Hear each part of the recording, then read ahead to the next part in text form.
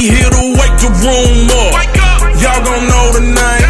Expect the unexpected, boy. It big talk, big game. Welcome to the game room. Sit back, relax, and chill. Gonna speak your mind, cause in here we keep it real. You know Darrell gon' say whatever he thinking, dancing cut up. The rank 'em gon' be random. Shout out to Lee, what up? Hot topics and the question of the day gon' blow your brain. Just tune in, it don't change. It's big talk, big game, big talk. Big game. Got big talk. Flip big game. Big talk. Big game. Just tune in, it don't change. It's big talk, big game, boy. Big talk, big game. Yeah. Big talk, big game.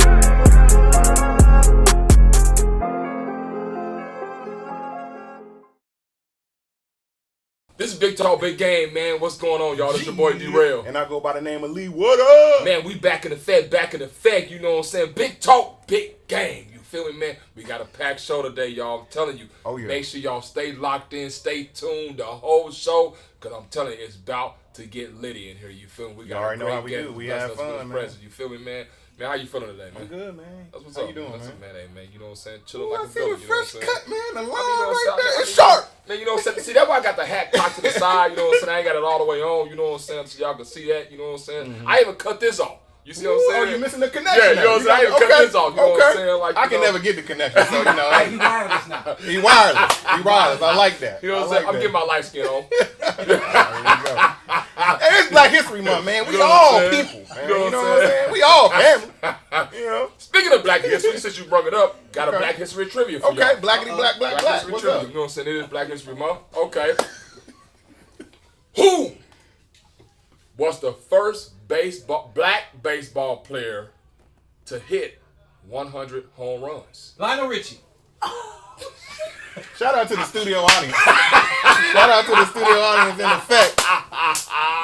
We got some regulars. You probably recognize the voices. The first black baseball player to hit 100 home runs. American Are we talking about Black. Black.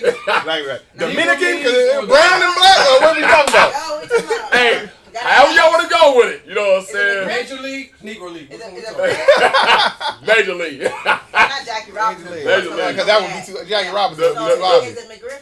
The first black McGriff. baseball player to hit Fred. 100 home runs. Who you go with? Fred, right? Fred? Yeah. That's not that. Fred who? Oh, that's so sad. That's Fred. Somebody named Fred hit 100 home runs. Who you going with? Who you going with? Who you going with? I'm just gonna say Satchel Paige, and I know Okay. it's wrong. Who you going with, son? Who you going with? I don't really know big baseball players like that. Give me Okay. that. Just say John. That was Who you Fred. going with? Let's see. Willie Mays Hayes was more known for his defense. And it had to be somebody before like Reggie Jackson and them, right? It had to be It's somebody Hank before. Aaron. It could be Hank Aaron, but Okay, so what you know saying? what I'm saying? Who you gonna say? Hammer and Hank Aaron is a good ass guess though. I'm gonna go with the audience. With What? Hammer and Hank Aaron. Hey, Gary. Man, y'all. It's probably way all before the wrong. It way before It Hammer was and too Hank. easy. Jackie Robinson. See, I The audience ain't always big. I fucked y'all up on that one. You know what I'm saying? I fucked y'all up on that one. Who out there know baseball Robinson, stats? man. First black baseball stats. player to hit 100 home runs. You know what I'm saying? Why would he not be first? He was the first black person in the league. That don't mean nothing. Well, they say Babe Ruth was. Who was the first black person? Yeah, It was a lot of another people say guy. black Babe Ruth is Another black. black guy. He was only in there for a short time, but he didn't really make no significant dent. What, and what's his name? I can't remember his name. Exactly. Don't even matter. We not gonna forget, but somebody gonna research. We gonna find out. He was in there for a quick minute. We can't just bypass We love that. our black people, man. It's Black History Month. You know what I'm saying? Hey, We got on Big blackity Talk, black you black. feel It me? wasn't playing. It wasn't playing. You know what I'm saying? Blackity black You in feel there. me? Blackity black. So like I said, we got a packed show today, you know what I'm saying? So let's go and get into the trending topics, you know what I'm saying, to kick off the show. That's a trend. A lot of shit went down, man. We What want to you talking definitely send our condolences to the family, the friends, the close loved ones, the artists that work with Irv Gotti. Irv You know what I'm Gotti, saying? yeah. Rest in peace, Irv Gotti. That was a death that came out of nowhere. I didn't even know that was going on, that he was sick. I mean, I don't know if he was sick. He got a stroke. You know, stroke can come out of nowhere. Yeah, You know? they said he was walking with a cane. Yeah. You know what I'm saying? After that stroke or whatnot. Yeah. So I didn't know, you know what I'm saying? But rest in peace from Big Talk, Big Game to you all. Rest in peace, Irv Gotti. Yeah, that was gonna hit the coach. Yeah. Also in news, you know what I'm saying? It is Super Bowl weekend. Super Bowl. Woo. We got the Chiefs versus the Eagles again for the second time. You know what I'm saying? Yeah. Who you got? Philly. 2 black quarterbacks Really? too. While we at it, you know. That's a win by itself. Who you got? Yes.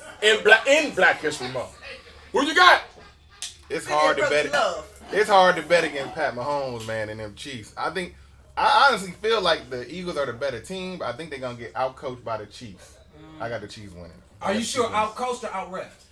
Oh. Hey, listen, hold on. Listen, hold on. Whoa. What you got to say about it? Whoa.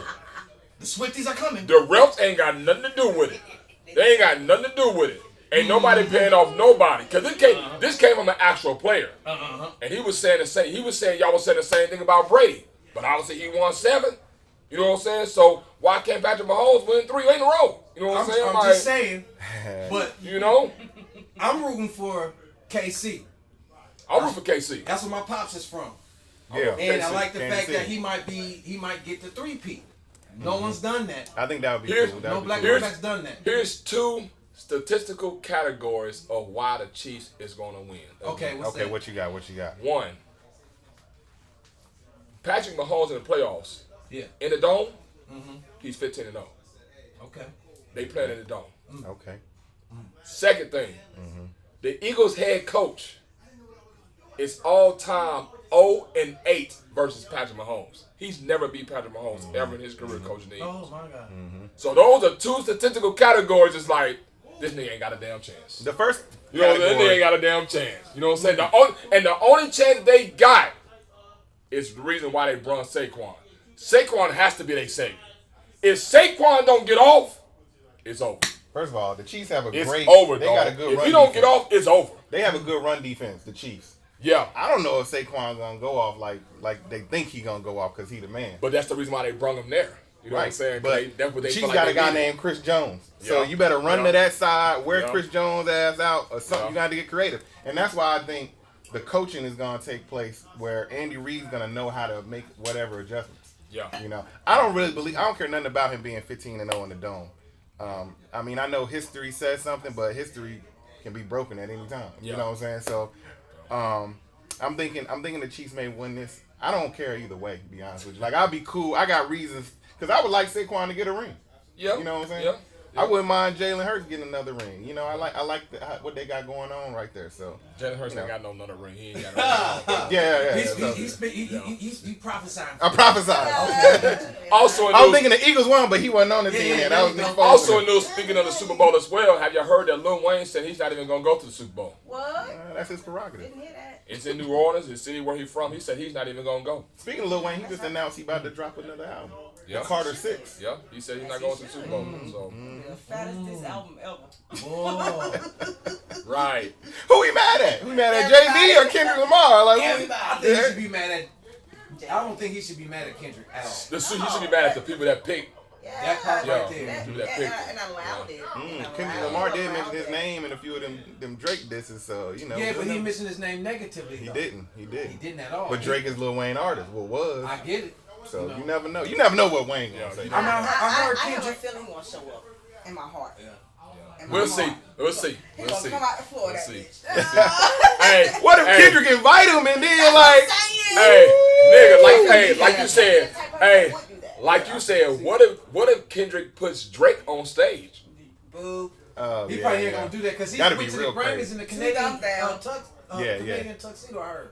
Who? Kendrick. Kendrick. You know he's strategic with what he He did. went with a Canadian tuxedo and won 5 Grammys off that one song. Oh yeah. How many Grammys does Drake got Yeah. over his whole career? Yeah. I think 5. Gotcha. Ooh. Gotcha. Even Also, that's a diss. It's gonna be interesting. right, it's definitely gonna be interesting. It's definitely gonna be Another reason to watch the Super Bowl. interesting. Speaking of the Grammys, since he brought that, nice transition to it. I like that, sir. Okay. Nice What we got, transition what to we got? it. Did y'all see the Grammys this past weekend? We did. Bits and pieces. Yeah, I seen. You know what I'm Bits and saying? pieces. So K-Dot won the record of the year. You know what I'm saying? But not like us.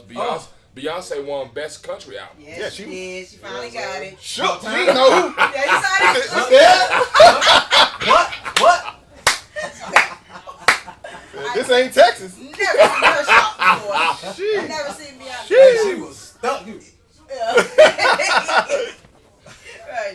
that look She for had that Who her. said what now? Chris Brown won Best R&B Album. Breeze. Hey, that 11:11 was a nice album though. That was a nice album. And what was the girl, Doechii? Yeah, Yeah. she's awesome. Yeah. She's like she's like Missy Elliott protege.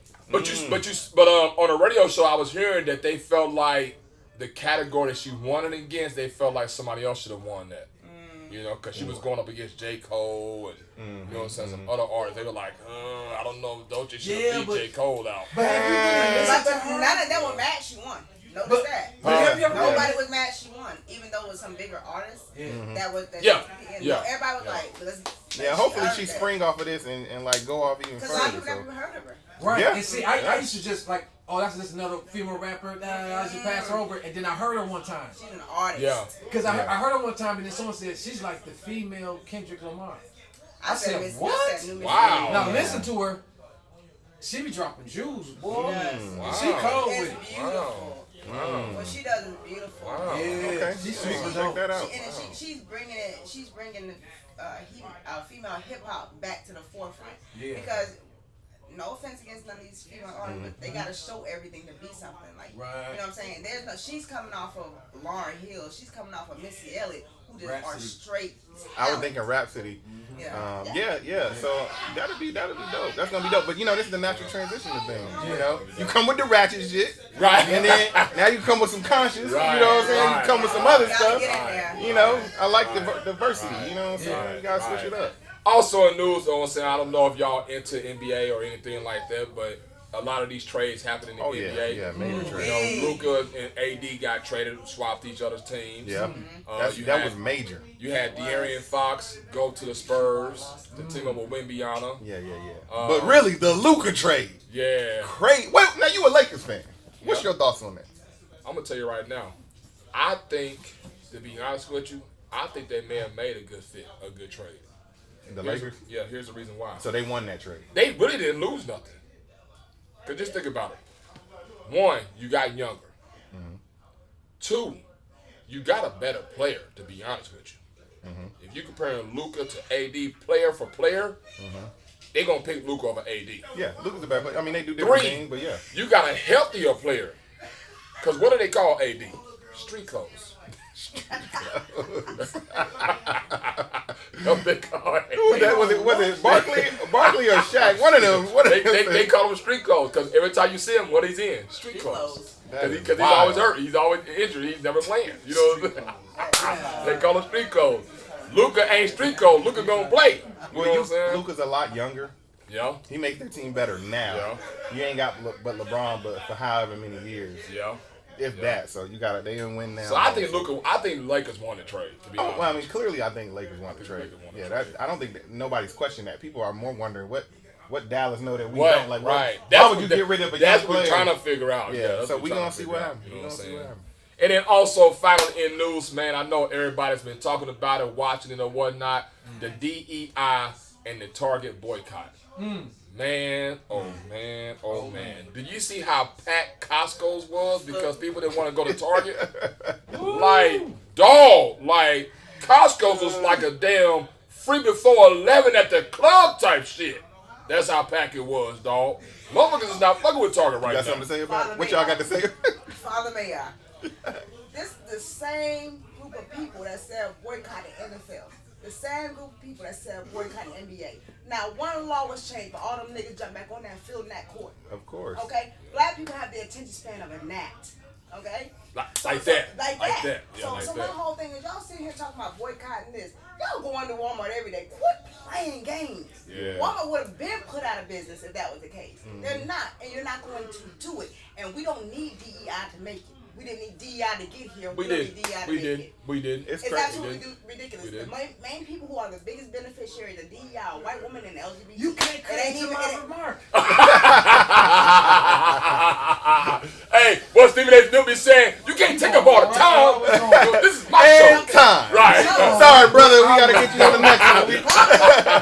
Hot down. What you got to say? What you No, gotta say, Michael? I was gonna say, just like back in the 60s until now, for all this affirmative action, this DI stuff like that, it ain't just for black folks, it's for women, the LGBT, Disabled. all that community, Alphabet community. alphabet community, Yeah. for Asians, Mexicans, The disabled? Everyone except for a Yeah. white man. It's Yeah. for everyone but white men. Right. Why are we the only ones taking action?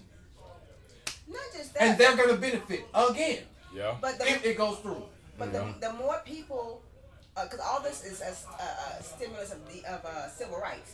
So the more people that black people are invited to get civil rights, the farther black people move down the totem pole. Yes. So when you sit there and you accept LGBT, you accept white women, you accept every minority that feels like a marginalized community, even though they stole their way over here across the border. I'll be quiet about that. Right. But you accept all of them, you're not coming up, you're going down. I agree with that. You putting So- these so- people are jumping in front of Right. you anyway. You know. Correct. So the one thing people can say they don't like Trump, whatever. Oh, this deportation is so sad. Yeah, niggas been separated from their family for years. Anyway, so what I'm gonna say about that is, the more they remove them, we only got a small amount of margin of time to come together as a community and build before we are never able to do this again. And they were literally pulling another voting block over here. So they don't have to accept the black people vote. So they don't need anything. Yeah, They don't 'cause- have to cater to yeah, you 'cause no somebody more was because we saying- don't need you no more. Yeah, 'cause But somebody we're was the saying, only ones out of everybody who are owed something. Yeah, because And somebody we're was a part saying of that what we're doing now is going to set us back like 3 lifetimes if we don't get this shit right. Exactly. You know what I'm saying? Like, We got it's going to be this hard much to get it up time. out of there. Yeah, the boycotting shit ain't. That's not a thing that's going. It's not a thing. It's not a thing that's going. It's Just like we boycott. Remember, Gucci came out with some Right, bullshit right, and, right. You know these clothes Right. lines. It's I got not a going to work out for question, you. too. So when Balenciaga had been proven to come out with pedophilia, satanic shit, It lasts about a week. boycott that. It lasts about a week. Okay. The next week, them niggas buy that shit again. Right, That just lasts about They a said, week. y'all niggas be quiet. The ones at the top, shut up, don't say this. Oh, Right, yeah, we okay right, with being pedophile, right. being satanist. That's Right. fine. But the second that DEI, they said we're not doing DEI no more. Why? Because black people knew that every place that got rid of DEI was hiring black people at a high percentage anyway. Everybody knows somebody who black that work at Walmart and Target before Right, DEI was right, ever implemented. right. We don't need that shit. I work at Lowe's. They're on the list as well. They dropped their DEI program. Man. I work for those too. Look at the Lowe's connection. And, you know, Right. sometimes we can do a connection. Right. Sometimes we get a connection. You know what I'm saying? Y'all do what Hey, you doing, man. maybe we need, you know what I'm saying? Instead of a love connection, we need to do an employee connection. Right. We need to do a LinkedIn type shit. You know what I'm saying? Right. You know what I'm saying? And that's what's going on in Trending Topic That's today, man. trending You know what I'm topic. saying? Like we said, we got a packed show, you know what I'm saying? So y'all stay tuned, stay locked in. We're going to take a quick commercial break, man. And when More we to come discuss. back, man, stay tuned because you finna see who we got in the studio with us with Big Talk. Big green.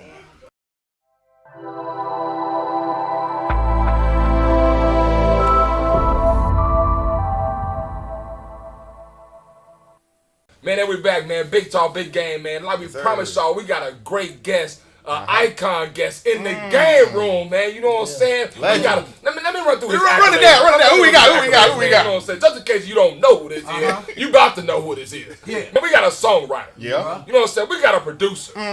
We got a Grammy Award winning, a legend, the one, none other than Bryan Michael we go. What's up, man? What's going on, man? Multi-Grammy winner. Y'all got to travel with me with this. You know what I'm saying? We gotta get the travel going. You know what Man, what's going on with you, brother? I'm good, man. What's up, man? What's up, It was man? good to What's sit up, down and man? talk to y'all and just, had a good vibes going. Man, it's an absolute honor to have you here with us, man. We appreciate it. Yeah, we ain't seen you since the Sheena Wars. I know. Wow, that's right. Yeah, that's what Yeah. yeah. It's been a minute, man. You know what I'm saying? Good to see y'all boys, man. Yeah, likewise. So you've been doing your thing for many years, man. Like, how do you know what I'm saying? How do you keep the juices going? How do you keep Because you're still doing it. Yeah, how do you keep it going, man? I think ultimately the key to it is to just keep working. Even if you are having like creative block or if you're having, you know what I'm saying? Because everybody goes through a trap. Right. Like in any business, in any shape, form of life, you're gonna there are peaks and valleys, right? Right. So, my favorite Quincy Jones quote, and rest in peace, Quincy Absolutely, Jones, right. is, take care of the valleys, the peaks can take care of themselves. So when you are up, everybody up with you, everybody trying to call you, but everybody trying to, you know what I mean? Right. At that point, when the calls are coming in, you just managing the calls, you know what I mean? When the valleys happen, take care of yourself, surround yourself with the proper people, your family. And one thing I've learned too, like over the years, what has happened is now my circle is really, really small, right? And what happens is when you are in valleys, the people who are there with you in the valley, those and helping you get out of the valley. In my experience, it's been those are the people I'm keeping around me. Okay. It's been positive. Okay. You know what I mean? Positivity around You know what I'm saying? Like, you know, y'all seen we talking about Sean Stovall earlier. Right. Sean has been, you know, we've been friends and brothers since we were middle school. Right. You know, Right. a lot of people don't have that testimony or have friends or people in their life that's friends with Right, their family. You know what I mean? right. So when and he's seen every iteration of my life. So Yeah, you know, you get to yeah. a place where you down and you Get everybody- real low, you need some. Like, Yeah. you need somebody to lift So you when back you up, Yeah. keep them people who Yeah. was with you when you was down around. Yeah. Mm-hmm. And I always say, you know what I'm saying? Empower Like, them. one of the strongest songs that I always keep to my heart a lot is that Mike Jones, Back Then You Didn't Want Me Now. Now mind you all over. You know what I'm saying? Like, I thought he was gonna say something spiritual. you know what I'm saying? Then my Like, O's was all on me. I realized the depth of this song. Y'all thought he was gonna go deep. I knew it was gonna be some bullshit. I knew it. you know what I'm saying? Though? But really, you know what I'm saying? It goes back to when you hit your lowest point. It's like back then when I was in my low, you didn't want to fool me. Now I'm up here being successful. I'm in my high. Now you want to come around like you was messing with me when I was back low. then. You know what I'm saying? Like, no, don't do it now. And then you know? might meet people in your life, man, where you're down that really help you, and you want to. They may not be people you grew up with, but they come around at a time that you needed them, and now it's okay. Now we're all up together. You know what I mean? So Yeah. how we even got the Ladies of R&B is because of my relationship with Keith Thomas. That happened at a time when I was at a low, and we just kind of came together. And when somebody rock with you, I like that. rock with them. I like that. You know what I'm saying? Do you feel like you do your best work on the peak or on the valley? Like, are you on a roll and you just streaky? I think the work is consistent no matter what, right? Because it's a skill. That's a skill.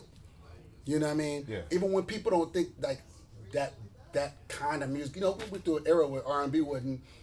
You know, people were like saying R&B is dead. Right, it wasn't popping no more. Yo, You know, we went through a wild era when EDM was popping and hip hop really took over. Yeah. And a lot of labels were like, yeah, well, you know, we're not paying Becox that amount of money. We're not going. You know what I mean? Right. And we just kind of got to work through that the and bumps, stay true. you know what I'm I saying? mean? Yo. You know, and evolve and figure out what's what, and maybe find a different lane. But Because I was just gonna ask you, did you switch it up when that happens, or you just stay with this is what I'm doing regardless of what the trend is? How do you keep up with? I don't really stuff follow like that? trends. Okay, exactly. I mean, That's what I'm doing. only time I kind of deal in trends is if we are like technology.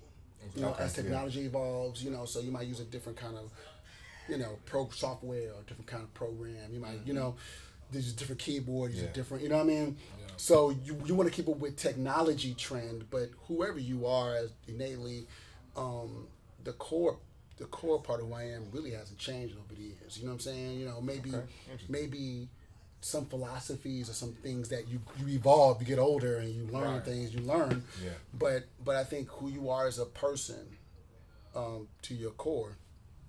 Yeah. It's like your values; they kind of stay there. Yeah. You know, You know what I'm foundation. saying? Okay. And the one thing about my life is that I treat everybody with respect, you know, no matter what walk of life we from. So when you hear people say my name, it's always like, oh, B. Cox is a good dude. And that's the reputation I want to continue to have. Right? Because that's what sustained me. Yeah. When I'm in my low period, the opportunities that we do get when you're in the low periods, because, oh no, He's a good dude. he's a good dude. You know what I'm saying? Yeah, Let's he's a good give him a dude. shot. Yeah, let's still It's, work it's with him. always give Bryan a shot. I actually heard that today about you. Wow, appreciate that. In the barbershop. Yeah. Oh, yeah? Yeah. I'm going to, Big Cox is going to be there. And one of the barbers like, oh, I know him, man. He a good dude.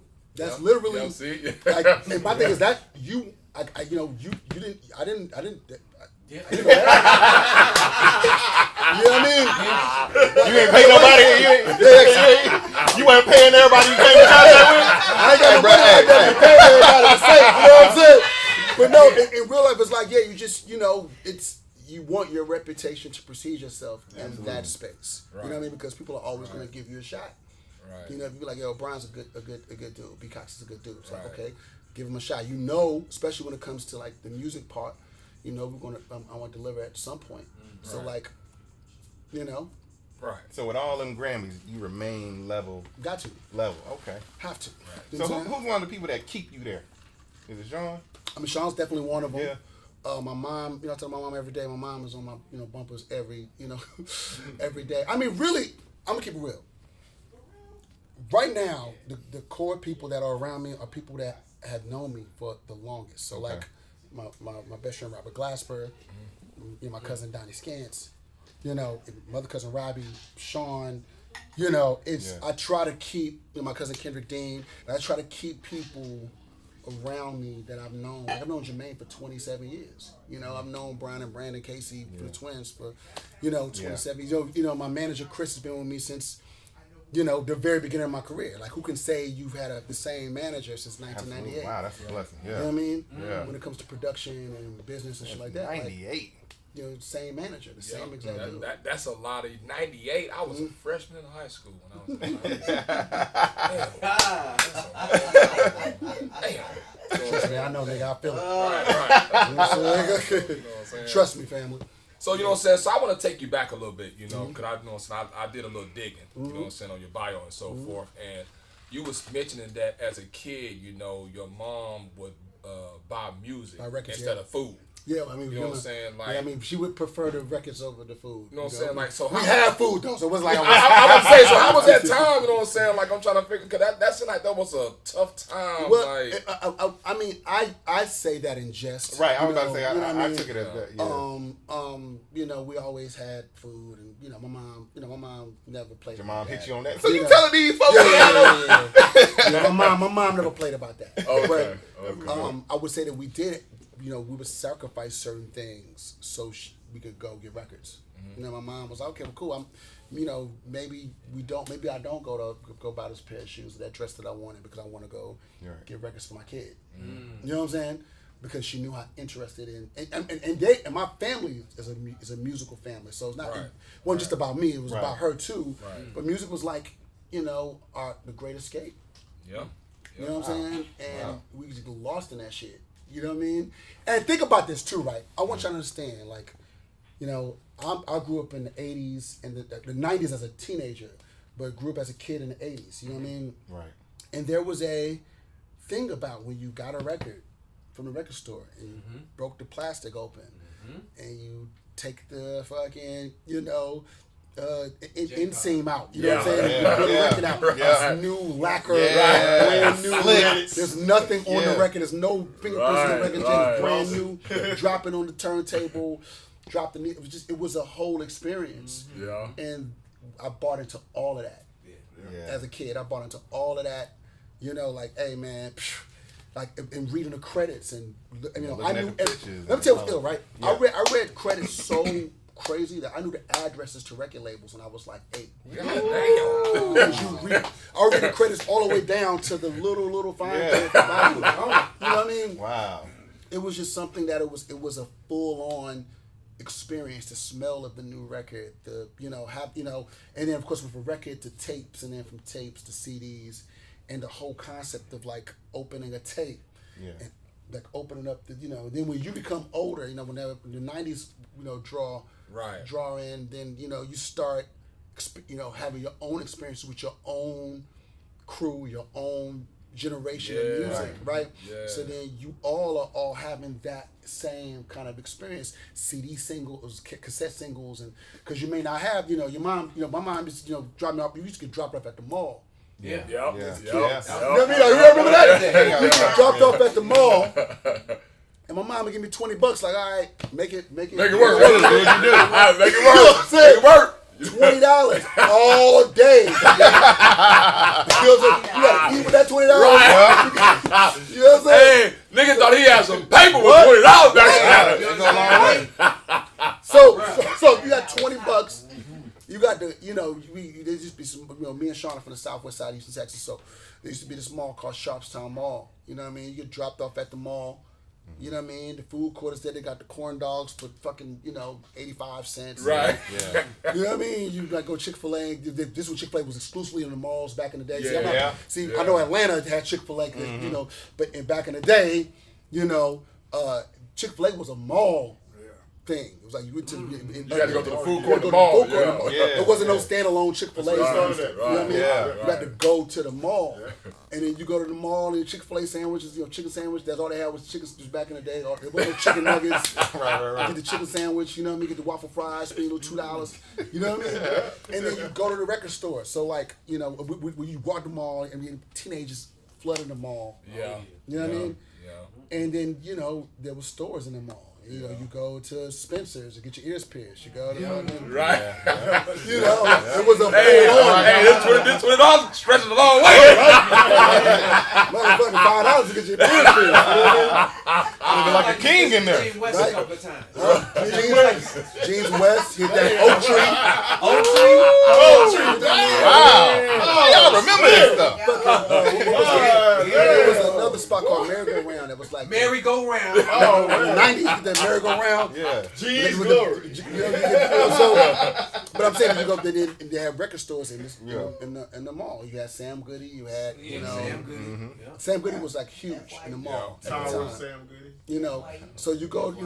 I would spend most of my time in Sam Goody digging through the cassette singles of drinking through because I spent $2 to eat. Yeah. You know what I mean? Corn dog and some lemonade. Right. That's about $18. Right. And cassette singles are 99 cents. There it is. Yeah. So I'm in there digging through the cassette singles, and then So you go to a certain area, you just in there with whatever. because we also people don't realize. I think that we're more. I mean, I'm 47 years old, so I'm in a space where I feel like when we were younger, we're exposed, even though kids are exposed to more now, but it's very curated, right? Absolutely. So, for example, my son, who's 14, he gets on his phone and he can listen to he can choose what he wants to listen to, choose what he wants to hear, choose what he wants to see. You know what I mean? Versus when we were coming up, you had to watch MTV all day to get to MTV Raps. If you want to, you know what I mean? So in that all day that you're watching MTV, you're catching Tears for Fears, Metallica. You're catching all these different sounds. You're catching Phil Collins, Sting. You're catching all this shit, and you be like, well, I like some of this shit. I like Duran Duran. Now you're looking for that music. Right. So I feel like there was a level of, we just were more exposed to, right now I know the Cars, how I know B-52s, how I know these records. I'm waiting to watch, I'm waiting for the LL Cool J video. I'm waiting for the Michael Jackson video. I'm waiting for the Prince video. I'm waiting for the Big Daddy Kane video. I'm waiting for the Run DMC video. I'm waiting for the BBD video. I'm waiting for, you know what I mean? But while you're waiting for these videos, you're watching all this other shit. And you're like, oh, Howard Jones is dope. Right. I never thought about it. You know what I'm saying? Like, Now, what were your parents listening to? My mother was, and was you into that at that time? That's nothing too. Yeah. I feel like our generation was more connected with our parents musically. Absolutely. Right? Because you have Saturday morning. Absolutely. Saturday morning, your mama cleaning the house, she putting on the record. So you get to hear Anita Baker, you get to hear the old, my mom was a super P-Funk head, so she had Okay. Parliament album, this and the third, so you get to hear, I got to hear this album, the Placebo Syndrome album from top to finish, because, my mom, that's my mom shit, I got to hear what I deem as one of the greatest albums ever made in the 1970s, Earth, Wind & Fire's All in All album, from top to finish. Wow. Because, you put it on and they're playing it all day. Just play, So you go from Serpentine Fire to Fantasy to all these records that you hear every week. Yeah. The Ozzy Brothers, you hear, you know what I mean? LTD, Because Saturday morning. Saturday morning. Damn. That's all right. And then you get Quincy Jones, you get Frankie Beverly, that's how I know all this music. Yeah. And then Sundays you go to church. So then you get these are things that I feel like that children don't have at this point. Yeah. They absolutely not at a mass. Right. Yeah, you know what I mean? I torture my son with music and radio and shit like that because I get it. But that was culture. Like think about this, dog. Back in the day, you had to buy furniture to store your albums. That was Yeah. You had to get like a shelf, like album shelves. Yeah. It was a thing. Yeah. And you put it in the living room. Like, yeah, that's my stuff, right? You know. Right. I knew when we were going to church or not by what was playing Sunday morning. If it's the Clark Sisters, we going to church. But if it's SOS Band, we stay home. We killing it. But we clean. So I'm saying, like, I think that there was a kindred thing between parents and children back then when it came to music. You know what I'm saying? Because that's how we know all this music. Because even if we didn't want to hear it, I remember I have a cousin named Taji, and Taji was way older than me, so he was like, we babysitters, right? Yeah. And, you know, this is when I knew there was a direct difference between generations, you know, because I might have been maybe 8 years old at the time, 7 or 8 at the time, and he was babysitting us, right? And his mom, they went somewhere, and he was babysitting us, and when we went to go, he was like, "Yo, let's play some music." So when I went to go like pull out some records to play records, he was like, "No, I want to listen to that." Like, you know, I wanted to hear like the Deal and all these other random records, and he's like, "No, we about to listen to Run DMC. We about to listen to Curtis Blow." About 85, that's okay, well, was shit. Okay, well, cool. That's you know, and all of that was part of Discovery too. Houdini and all this stuff. Like we were kids, we were little kids learning this shit. Yeah. And I think that there's that's what's missing. In you know the culture, right? Yeah. That bridges the gap. That music bridges the gap between the ages. Well, I mean, I think, you know what I'm saying, with kids now, you know what we was talking about, you know what I'm saying, they have a attention span of a gnat, you know what I'm saying, like they attention span is like this, you know what I'm saying. So if you don't catch them immediately, they on to the next thing, you know what I'm saying. Like 100%. They're not taking the time like you did, like going through the records, listening to it and watching it until your thing came on. They like, I'm only gonna watch it until my thing come on. I ain't turn the TV on until my show come on. Oh, because I can go right to my thing. Right. You know what I'm saying? Literally, it's not even like you gotta wait till 7 o'clock. For example, right? Growing up, you know, one of my favorite shows in the whole world still this day is Different World, right? So you had to wait every Thursday after the Cosby Show. Cosby Show comes on at 7. Different World comes on at 8. You gotta wait.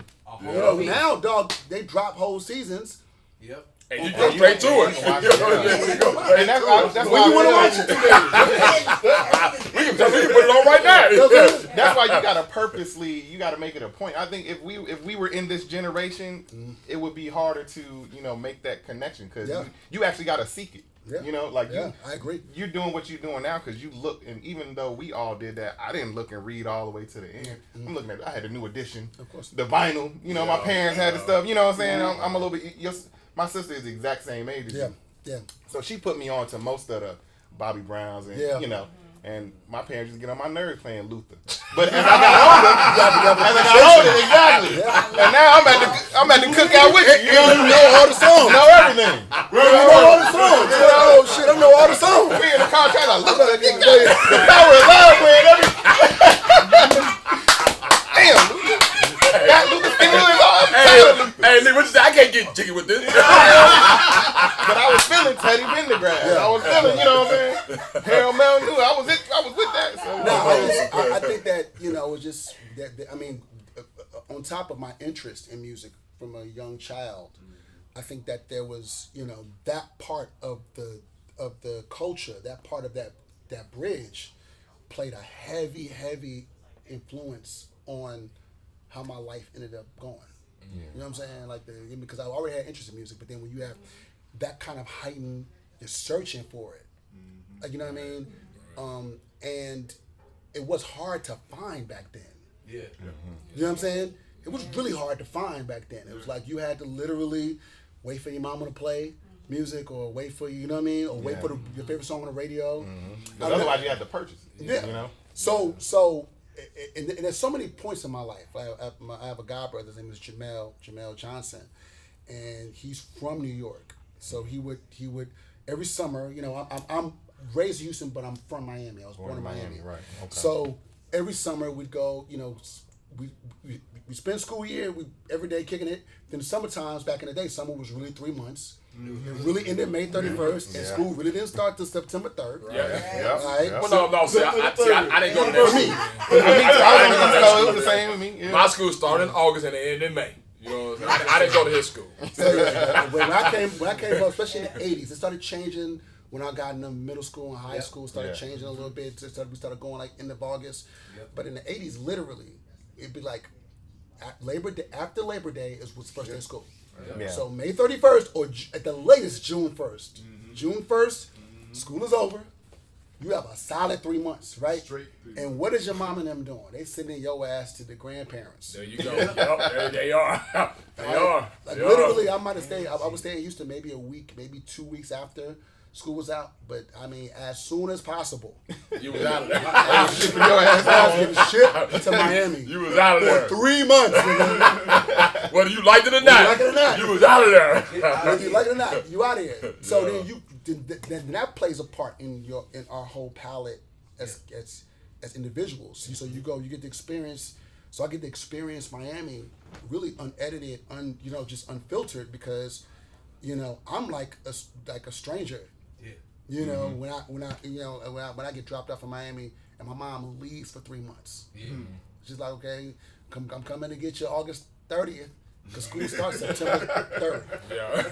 You know what I'm saying? Yeah. So whatever's happening those 3 months, I don't even know what my mom and them was doing. They might have been going out every night. Right. I don't know what the fuck they was doing. But what I'm saying is that experience. So like I said, I was talking about my guy brother Jamel. He would go to New York for the summer. And I would go to Miami for the summer, and then we'd come back and we reconvene and talk about our summers, and then and talk about the things we had happened or whatever. Yeah. So my first time ever hearing a proper mixtape in my life, I didn't even know what a mixtape was. Wow. My guy brother Jamel comes back from New York, and he's like, "Yo, we all at the crib chilling, playing video games, whatever." He's like, "Yo, man, I got this tape. I got this mixtape." I'm like, what the fuck is a mixtape? You know what I mean? It was like 91 or something like that. It was like 90, 91. I'm like, what is a mixtape? He's like, no, it's just big. It's this DJ. They got, they sell these tapes. They sell tapes on the street. Da, da, da. I'm like, what? I'd never been in New York at that point, so I can't even comprehend the fuck he's talking about. Like, you still ain't explained the right definition. He's like, yeah, man, it's this DJ. His name is Doo-Wop. Da, da, da, da, whatever. And he puts the tape in.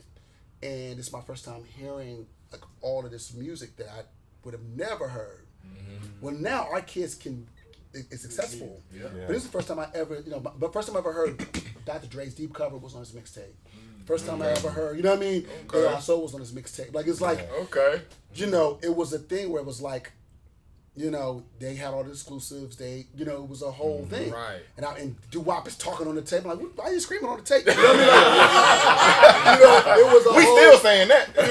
It was a whole thing, though. I didn't really have an understanding of what that was. It was like new. I was like, oh shit, now I'm looking out for these artists. And I'm like, I want to hear more of these artists. You can't find them in Houston at this point because they weren't even really big artists yet. Yeah, because New York had to drop on everything. You know what I mean? Yeah. This early 90s, right? Early 90s. It's got to be like 90, 91, 92 maybe. The mixtape was developed to do just that. Yeah. I'm born in 1970. I'm born in 1970. Go South Carolina, spent my summers in Long Island, New York. Yeah, so I can't even. Like, that's what I'm saying. Video music box, all that. Daddy Kane, exactly. Long Island, Public Enemy, EPMD, right there, home down right south. there. They're like, yo, let me get your tape. Right. So it's ill because it's like my guy brother's from Queens, so he would go to New York. And you may know qualms about it. Back in the day, even if you lived in Houston. If you were from another place, you were proud to be from that other place. So we knew they was from New York. They every day they was like, we from New York. Right. You know what I mean? So it was like we knew, they're from Queens. They their family in Long Island. They had family in Brooklyn. So he would go up there, kick it with his family, come back. With these tapes and with this energy. I never forget when Flat Tops went out of style, right? Mm-hmm. We got the memo really late. So I remember I was going to the 8th grade, and my guy brother goes to New York for the summer. I go to Miami for the summer. I come back. I actually went and got a fresh cut a fresh black top cut, that little Gumby Yeah. shit, right? My god brother comes back from New York and he comes to my house and he has a low fade. He's like, yeah, man. That's out. That's That out. shit off. That shit off, bro. So Ain't, you no, had your own, ain't nobody in New York got flat top no more. You had your own Juneteenth experience. Yeah, that's it. Right. Exactly. In Texas. He was like, In Texas. Hey, that's like, you know what I'm saying, when the slaves were free in the North first before the Yeah, South. exactly. Ain't no shit about it, you know what I'm saying? They was mad to get it. You know what I'm saying? My guy brother came back with the low waves and shit. I was like, damn. He was like, yeah, man, cut that shit off. Man, we got B-Cox in the building, man. You feel me, man? You know what I'm saying? So B-Cox, you didn't dealt with a lot of different artists, man. Like a lot of different artists, from Chris Such a Brown variety, to yeah. Monica to Mary J. Blige to Mariah even R. Carey, Kelly. You know what Bow I'm Wow. saying? I never worked with R. Kelly. Oh, you never worked with R. Kelly? No, I never worked with him. I knew him, but I never worked with him. I never- never like made music with him. Okay. Okay. Or he sampled a song. Okay. So that's how the shit got on my credit. Okay. But to be, I mean, not that. Hey, listen. You ain't getting indicted. No man. disrespect. This ain't No disrespect. No disrespect. But yeah, I never got a chance to work with him. We talked about it. We would cross paths. We were trying to make something happen. I think something was going to, because Polo was going to pull me in on something, and we were going to make it happen. And it just Polo the Don and Okay. Divine were going to pull me in on something, and it didn't connect, and then it never connected because then y'all know what happened. Yeah. So you know what I'm saying? So how did you get all those connections, you know what I'm saying, like working with all these people? Was it word of mouth? Was it that you was out and putting your face in the place? Like, how did you be able, did they come to you and like, hey, I want to work with you? Like, It's a combination of that. So in the beginning, it was just trying to get on, right? I signed a Noontime. My manager Chris, who's still my manager to this day, and they, what they would do was a crew of producers, and what they would do is they would go have set meetings up at these labels, like selling songs. So we spend all week making our our music or making our songs or whatever, and then they would go to New York. Chris, Noon, and Ryan would go to New York pretty much every week or every other week, and just kind of shopping around, songs. You know what I mean? And so then you have a breakthrough, right? So my breakthrough was, ironically, a group of friends of mine, Ideal. You know what I'm saying? So my breakthrough happened. I was working with Jagged already, but we were just kind of writing songs for other people. Yeah. And I had something happen before that, but my real breakthrough happened when Ideal came to Atlanta and recorded with me. And we did Get On and we did Crazy. Remember that Get On? Yeah. I think you better leave. Be alone. Take it back. And get the hell on. So one of my writing collaborators who I work with, I just with him today. We're consistently a guy named Jonte, one of my dear friends, Jonte Austin. Oh yeah, shout out to Jonte was I was 19 when it happened. Jonte was 16. Jonte wrote that song at 16. Right. So I love Aaliyah. I know he did a lot of her stuff. So we worked on Aaliyah. So that was like the first kind of thing that happened, and then that song became a hit. And what happens is, record labels, they, A&Rs, they, here they come. Once a record's a hit, right, here they come. Who's the guy that made the hit? So then you start getting calls. Right. Because I was going to ask you when you went from your influence and your upbringing, but did you start writing first? Did you say, let me learn some instruments? I always wanted to be a producer. So even before I knew what a producer was, right? Okay. I looked on the back of Thriller and I saw produced by Quincy Jones. And I saw that logo, and it was like, what is that? It was only 2 logos on the back of the album. It was Quincy Jones's logo and Epic Records. I'm like, well, everybody was trying to be Michael. I was about to say, that's interesting that you didn't want to get in the mic. Everybody else had a glove. Everybody wanted to be Michael. Yeah. For me, I was just like, who is this Quincy Jones? Yeah, who is this guy? Wow, right? That's interesting. So then that what started me, and that was, I could read early, so that started me when I would say open up records and reading credits. That album is what started me doing that, right? 'Cause I'm just kind of like, okay, I'm reading the credits. I'm seeing songwriters, and my little mind is comprehending what some of this stuff. I don't know what it all means, but I'm like, these names are starting to. What are these names? You know what I mean? And then you start really reading over and over again. You say, okay, this. Oh, and these in the parentheses, these are songwriters. Right. Okay. Oh, this guy played bass on the album. This guy did with the credits were extensive. Because you had like 7, 8 when 83 when no, really I was 6, 5. Yeah. I was 6. Yeah. Wow. So then that just led me to believe anything that I saw that Quincy Jones logo on, I would want to listen to. Yeah. So even things I didn't really understand, like I remember he has an album called Walking in Space where you first saw that this logo, his production company logo is actually the logo of this album, right? Mm-hmm. So I'm sorry, You Got a Bad Girl. That's the album. Okay. So and I remember seeing that when I saw the logo, then I saw that. I was like, let me listen to this. Now I remember being a kid, not really understanding the music that he was making because it was, it was above my. It was adults though. Yeah. Out here 6-year-old listening to jazz. I'm talking this is before that. Like, you know what I mean? But then back in the day, when you produce an album, like for example, Earth, Wind and Fire, right? It was produced by Maurice White, and they almost had a logo, Kalimba Productions. So I would look for things like, okay, who's producing the album, and I want to hear things that I liked. I liked automatically. Well, is this something else that they did that I may like, and then that's the art of discovery. Mm-hmm. So I knew early on I wanted to be produced. I didn't know what producing meant, but I knew I wanted to be do a part something, of that process. right? Yeah. And then so what started happening was, as I got really into really wanting to be like Quincy Jones, understanding what Quincy Jones, who he was, Jimmy and Terry become, Control comes out, Jimmy and Terry become, who Jimmy and Terry become. Did you know them from the time first, or you like, or did you? I found it out later. Like, I didn't, you know what I mean? Like when you're that young, I didn't know. I just knew that Controller came out, and it was a huge album, and it was one of my favorite albums, and they had a logo on the back of the album too. Yeah. It was like produced by Jimmy Jam too. It was Flight Time Productions. It was a Flight Time logo and A&M Records. I'm like, I want to be like these. Right. And then I started diving, and then and through that, that's how I started discovering like SOS Band, stuff like that, because I would look for the Flight Time logo. So and my mother had all these albums. Yeah. So then I would just start. I would go through the albums. Trying to find that logo. And I'm just trying to find the Flight Time logo. The Flight Time logo's on like 6 of these albums we had. You know what I mean? Wow. Okay, well, let me listen to SOS Band. Yeah. Let me listen to Alexander O'Neal. Let me listen to you know what I mean, because this logo's on these albums. So that's how the interest started really. So did you associate the logo with the sound? Yes. I was about to say, did you notice the patterns? You want some more of that sound, so you find this logo so I can get some more of that sound. Exactly. Yeah. Okay. So, and my mother, my mom was an avid album collector, so we had all the albums. Mm-hmm. So then you start saying, okay, well, then you think about the Gap Band, right? Okay, the Gap Band.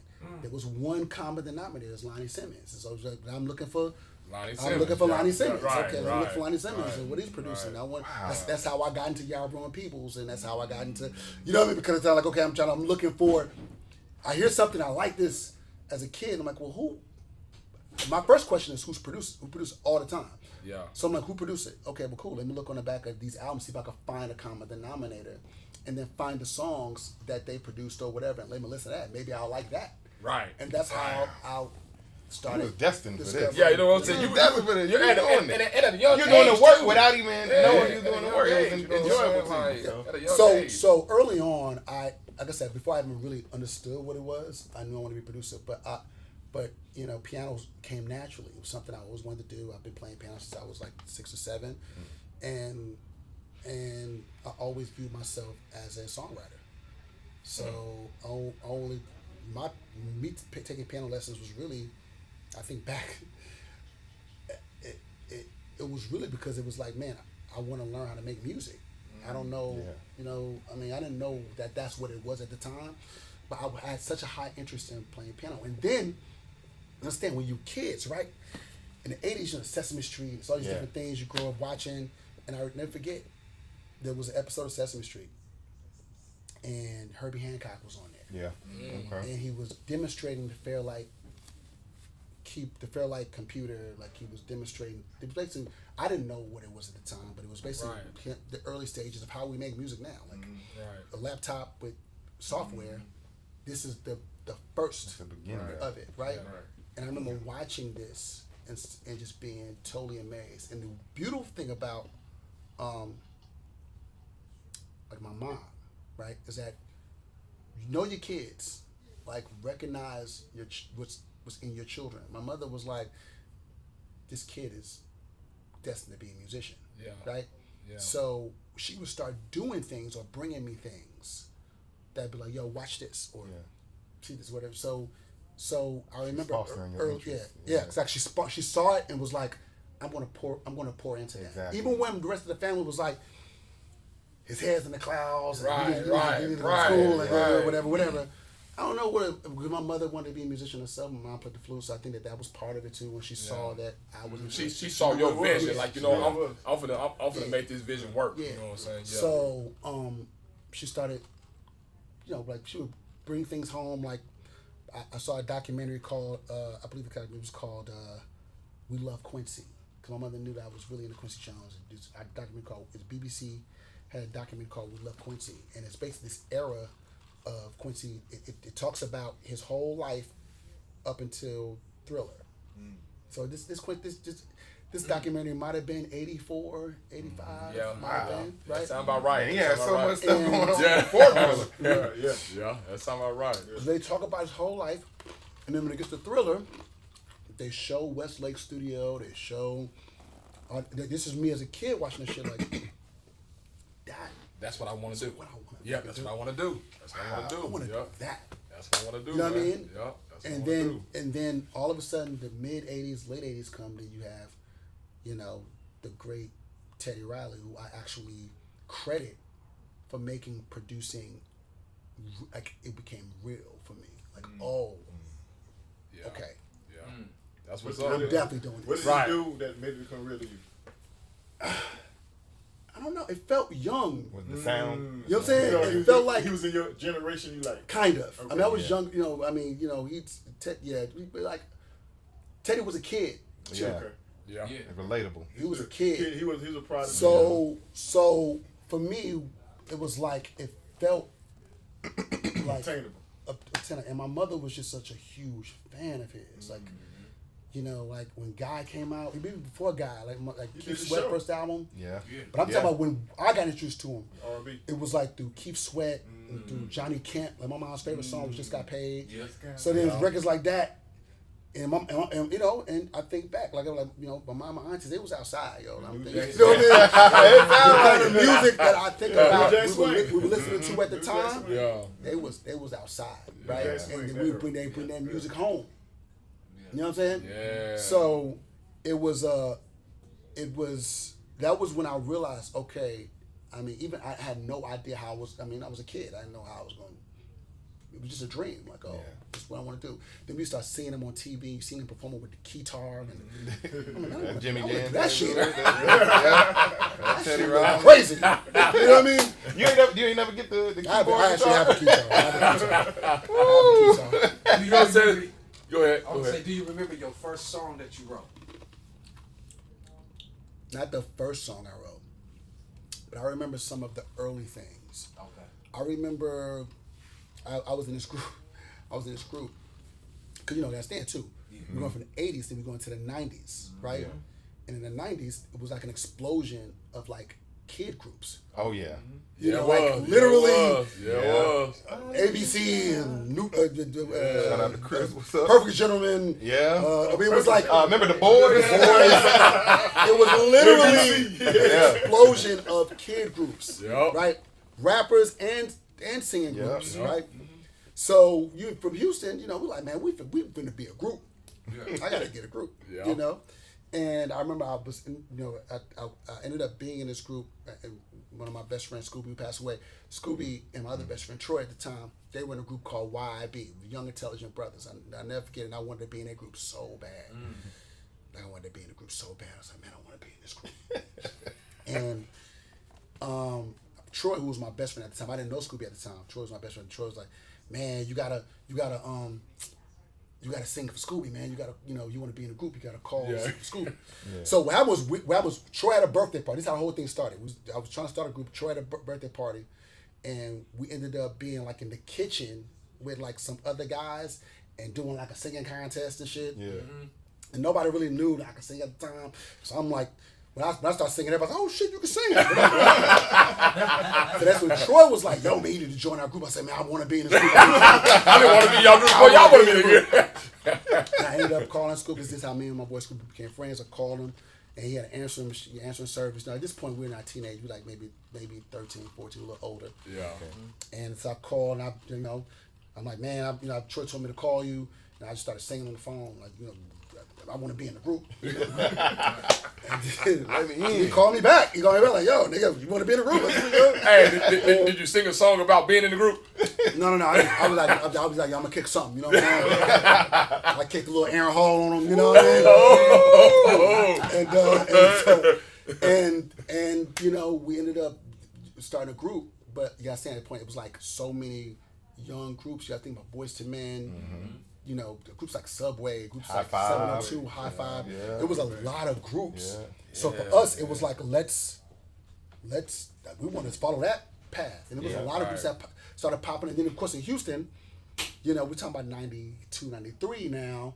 Then you got H-Town blew up. Mm-hmm. Yeah, they blew up. Yeah. You know what I mean? Yeah. H-Town blew up, so it was like, oh shit, H-Town.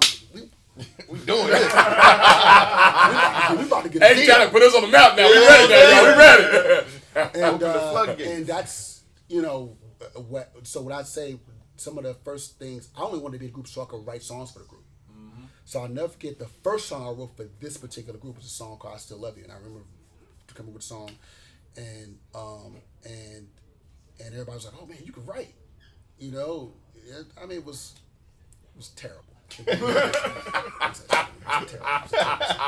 time. You were feeling it. Even for the time it was Even bad. for the time, he said it was bad. It was terrible. It was But terrible. the fact that I actually wrote the song, I think they were just amazed at the fact that I actually put the time into saying, I'm going to write a song. Like, who wasn't even thinking like that? Right. You know what I'm saying? Like, now it's, because everybody got laptops and shit, now it's like whatever. But I'm saying in 91, 92, Nobody like, was thinking about I'm writing songs. Like, fuck you talking about you writing a song? You better sing on this song. Yeah, but then, so that's, I remember that moment. And recently my mother found two notepads that I had of me, like, I would write songs, right? But I was just about to ask you about your process. Is then it still the same? Well, no, not the same. Yeah.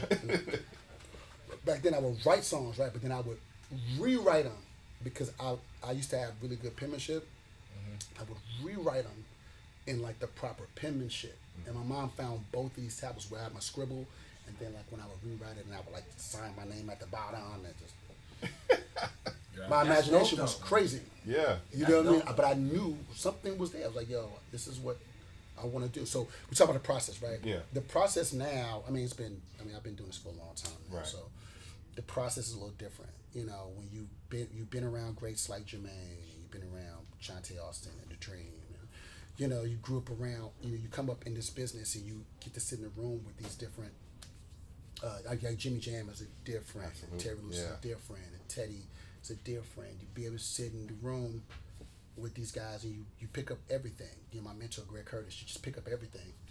And the process is different now. Like being around Jonte and people like Adonis and even Jermaine, we don't write things down. Mm-hmm. It's kind of like as we make songs, as we make tracks, then it's like, okay, what's the concept? Okay, you know what I mean? It's we don't. I don't open up Notepad and write. You things just down. come off with it. Yeah. What I may do though is throughout the week, I may write my thoughts. Mm-hmm. Right. It's not structured. It's not like I'm writing a verse. I'm writing a hook. I'm writing. I may just be like. Just jot something down real right, quick. what I'm feeling, or Yeah. I'll journal or something like that, and then you may go back to that and say, "Oh shit, I could write a song about this." Yeah. And then you may take a line or two lines from the journal and just create something from that. You know Okay. what I mean? Okay. Do you do music? Like, are you on the piano and thinking of stuff, and you just start saying stuff, or? Well, so ill. I used to be that way, where I would sit at the piano and I would come up with things, but now it's compartmentalized. Now it's like when I'm sitting in front of my computer and my keyboards and I'm I'm focused on coming up with the track. It's like, Okay. let's come with the track. Let's get the track finished. Or at least let's get these 16 bars as close to finish as possible. Gotcha. And then we'll put the 16 bars in the Pro Tools on tape, whatever, or and organize it, format it. These 8 bars going to be the verse. It's going to be the proof. And then I may say, okay, I need a bridge. I did the musical bridge or whatever. Add it to that, and then you sit down and say, okay, now what we're going to write about. That's how it usually happens. Wow. Every now and again, it may come backwards. Yeah. Every now and again, it may come like, as I'm making a track, oh, I'm going to write, this is, or if like the first, if I'm playing something and it comes to you. But for me, when I'm inside it, when I'm working in the computer and I'm like, boy, I'm in front of my drum machine and I'm like, let's make this track as, as good as we can make it. Let's make these 8 to 16 bars as good as we can make it. And then once we get that out the way, format it, this, that, and the third, now let me listen to what we got. Okay, well, cool. What's the melody? I may come up with a melody on the spot, or Jermaine will come up with a melody, or, you know what I mean? And then you just start kind of tossing. It's like a jam ideas session. out. Right. Tossing ideas around, and then lines start happening, Right. and then the story starts happening. Hey, that's You know what's what I up. mean? That's I'm what's always curious about it because we get a lot of artists and rappers on here. And I'm always like, do you hear the beat first? Do you get a feeling? Because a lot of it's you're an artist. Mm-hmm. And some people, they just write. And then they hear a beat. Oh, I got something to go to that. You know what I'm saying? Everybody's process is different. Yeah. Yeah. Wow, that's for sure. interesting. You know what I'm saying? So, with you having so many, you know what I'm saying, so many hands on different music, different type of things that you've been doing and whatnot, have you ever thought about, because I know you heard about the versus battle and so forth like that. Mm-hmm. Have you ever thought about doing something like that? Because you got a lot of different music you touch that probably can compete with another big time producer. We were actually in the process of figuring out during the pandemic. There was a big call, to do a versus with Rodney. Everybody wanted me and Rodney to do it. Rodney Jerry? Yeah. Okay. So there was a big campaign. Wow, that would have been interesting. There was a big campaign, and it almost happened. It almost happened, but it didn't happen. And COVID ended, and we was just... well, yeah. But it really almost happened, but we just couldn't get it all the way together. And so me and Rodney ended up just doing a live together, just kind of talking about each other's career and shit. That's cool. But it didn't happen. So I think now it's I'm not really interested in Yeah. it is what it is. I mean, if that, let's put it this way, if the opportunity presents itself again, we'll do it. Okay. If it makes sense to do, yeah. But if it makes sense. But I'm not looking to do it. During the pandemic, we were trying to really make it happen. Gotcha. And we couldn't make it happen because I was helping, talking to Swiss and Tim behind the scenes for the Jagged 112 thing, for the, we was trying to get Jermaine involved. We was trying to, we were trying to pull. Yeah, that's right, because Jermaine was trying to do one, huh? Yeah, we were trying to. I know him, but Jermaine was, that almost happened too. You know what I mean? Gotcha. We almost got there too, but it just at the end of the day, it was kind of it didn't happen for us. It just didn't happen, yeah. I'm glad that John T and Neil was able to get theirs off. Yeah. I'm glad, all the ones that I'm glad Jack and 112 got theirs off. I'm glad we were able to get some of them off. You know what I mean? But it just didn't happen. And but if there's a proper situation for it to happen again, that you're open to it. Yeah, I'll be open to it. You know what I'm saying? So, you know what I'm saying? So, what advice would you give a new and upcoming person that wants to be a producer or songwriter like you? And would you be interested in being an apprenticeship or doing an apprenticeship or Being a doing mentor or intern something? for I mean, You know I what I'm do saying? that. I do Yeah. the mentorship shit already. Okay. I've been doing that for the longest. The best advice I would give a songwriter, producer now, is that you guys have all the tools. When I was coming up, it was very hard to get in the game. Yeah. It was very hard to get heard. It was very hard to even make music. You know what I'm saying? Yeah. Like at the end of the day, it's like, if I wanted to, in 1992, when I was like, yeah, man, I'm going after the producer shit, right? Yeah. It literally, I think the ASR 10 might have came out a year after, or maybe 2 years after. I can't remember what year the ASR 10 came out. But ASR 10 was the first, and Sonic had made a keyboard called EPS that was the same kind of workstation vibe. But the ASR 10 was the first workstation that was a sampler, you could record in it. You had 8-track recorder in it. It was digital. It was incredible, right? Right. In order for me to, to start producing, ASR 10 was like $5,000. That's just the keyboard. Wow. Yeah. You know what I'm saying? We ain't talking about the DAC players now. We're not even talking about a pair of speakers and a mixer. Wow. You know what I mean? Damn. Oh, yeah. To the entry point, the entry level to be a producer in those days, was at the minimum $10,000. Like if you find a used ASR 10 for $3,000 and you find some some speakers and an amp, and then you find a Mackie, maybe 16.8 or 8x8 mixing board and a DAC machine. Not even something you could record your vocals to, just something you could just, when you make a track, put it on a DAC tape. Right. That's 10 bands. You don't have no outboard gear, you ain't got no, you ain't got no mic yet. Right. Nothing. Right. You ain't got no, you know what I mean? Right. So the entry point to being a producer or a songwriter, even back in those days, was so expensive, right? So now, when I talk to songwriters and producers, and they say, well, how do I make it? And I'm like, y'all have everything that y'all need. You could, like, my son is making beats on his iPhone. People are recording. Right, they doing it straight from their mobile, like, You know what I mean? walking Like- around doing it. Like you literally. So okay. So let's put it in perspective, right? To be an independent artist in the '90s and 2000s was crazy. So say you got enough money. I got enough money to get a studio or a proper studio. Okay. You got the D88s. You got the 3 D88s. You sexy. You got It's good. 24-track D88s. You got the 32.8 Mackie board. You got the MPC, you got Triton, you got all the shit. You sexy, right? You making records in your studio, right? Right. And you say, I got 9 songs. Now I want to put these motherfuckers out, Yeah. Right. right? So now you gotta take your D88 tapes or your D88 machines, go to another studio, dump all the instruments and all the shit to 2-inch tape. Yeah. All right? Then you got to take that 2-inch tape and get with a mix engineer or somebody like that, book another studio, get a mix engineer, you know what I'm saying? And then mix the 9 songs. That's going to cost you. That's gonna, yeah. You know what I mean? You're going to be in that motherfucker for a week, 2 weeks. Yeah, that's gonna cost. Mixing 9 songs, right? Yeah. Now you got 9 masters on a 1/2-inch tape, right? Yeah. So now you got to say, okay, cool, let's go and get the shit mastered.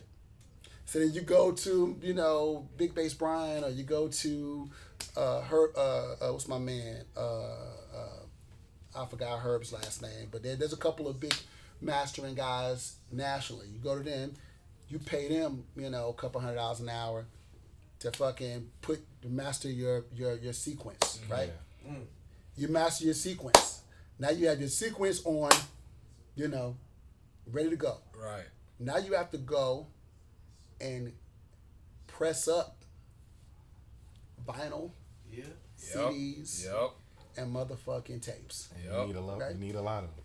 Right? At least, and you want, if you want, you done spent so much money already to get to this point. Right. So if you, So now you can't back out. So at least it's like, okay, You're cool. committed now. Let's press up at least what, 1,500 of them, 2,000. Maybe I'll make, my money back at this point. Okay, cool. You press up 2,000 CDs or whatever. Now you got to go find a platform To market the song. You have to pick a song and go find a platform to market your record. A lot of work. There was no platforms. The platform was radio. Right.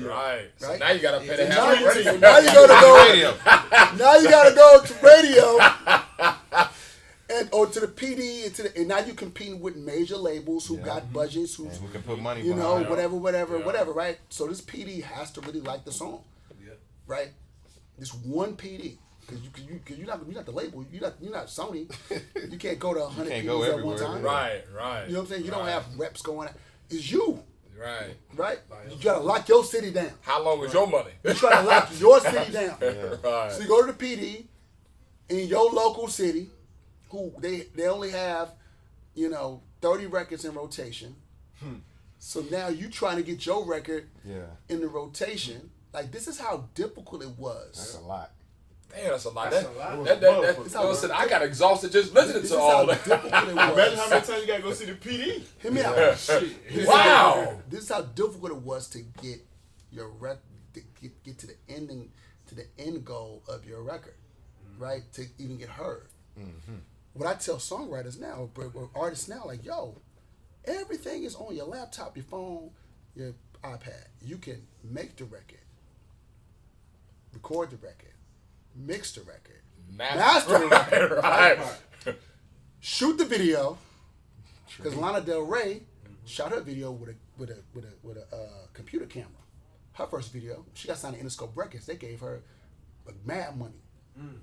And her first video was a fucking laptop. Laptop A screen. laptop camera. Damn. You know what I'm saying? A laptop camera. So you have a camera, you have editing, cause you can edit on your fucking laptop. Yep. You can edit your own video. Yep. You could do everything you need to do. And when you're finished, you got a can bunch of fucking platforms. go to DistroKid. You can go to motherfucking TuneCore. You can go to all these different things and just put your shit in the stores. There's nobody blocking you from putting it in the stores. There's nobody blocking you from it. You can just put your shit on out. Apple Music, And then when you want to promote, TikTok, you got TikTok, Instagram, Facebook. The problem is, so I'm saying, like, there's certain people I respect. I respect the artists that are resilient. I'm posting my shit every day. Yeah. I don't give a fuck. Yeah. Because what else are you doing? What else you doing? You're right. Yeah. Right. You have all I don't of care the- how much time y'all get up. Y'all finna see this shit. What else are you doing? Y'all finna see this You shit. put all the time. You put all the time into this project. You went through all of this, right? Not, I've had artists tell me, "Oh man, I don't, this shit a little corny. I'm posting this shit." What? How is you supposed to get noticed? How you gonna get noticed? Right. This is the promo. Right. You got to promotion. be. It's free. It's free Exactly. promotion. You know what I'm Think saying? about- Free promotion. And you know think what about I'm every artist that has done that. That is consistently, because 1 fan equals 2 fans, 2 fans equals 4 fans, 4 fans equals 8 fans, 8 fans equals 16. Like, if you just keep going, Eventually, somebody gonna catch on. Like, man, hold on, did y'all hear that song? Like, that's something bopping. You know what I'm saying? Like, Bryson Tiller had Don't on his SoundCloud for God knows how long. You know what I mean? He couldn't even get to the second verse because it sampled Shake It Off. He didn't have clearance yet. The song was so popping before, because he was just every day beating motherfuckers in the head with this snippet on SoundCloud. You know what I mean? To the point where I said, we gotta sign this motherfucker. You know what I mean? Got to. And then next thing you know, I get a fucking request for a sample clearance because he interpolates Shake It Off in the second verse. But I never heard the second verse because he only put a snippet of it. snippet of it. Snippet of it. Yeah. That's how you got credit for that one. Yeah. Wow. Wow. Now, okay. so what brought you on then? Like, how did Jermaine Dupri? Did you move to Atlanta? Like, how did that happen? What brought me to Atlanta was I was in love with this girl. It's all you know. It is in Atlanta. It's always a damn girl. Did you get here and see all the other girls? Like, oh shit. No. I would have married this girl. This girl would have. Yeah, this girl. I wasn't. I had no. My eyes were not only for her at this point. Okay. I had a girl. She was my girlfriend in Houston. She came to Atlanta for. She got accepted to school out here. I already graduated. Okay. I graduated in '86. She graduated the year after me. So I stayed in. I actually didn't even go to school. I stayed at a college in Atlanta. Houston, because I was like, I'm staying with my girlfriend. Versus me saying, take your ass to Juilliard. You know what I mean? Like, take your ass. Graduated. You in there? I graduated. I was like, I'm going to TSU. Staying with my girl. Going to the school. Going to the school every day. Going back to my old high school every day. It's stupid shit.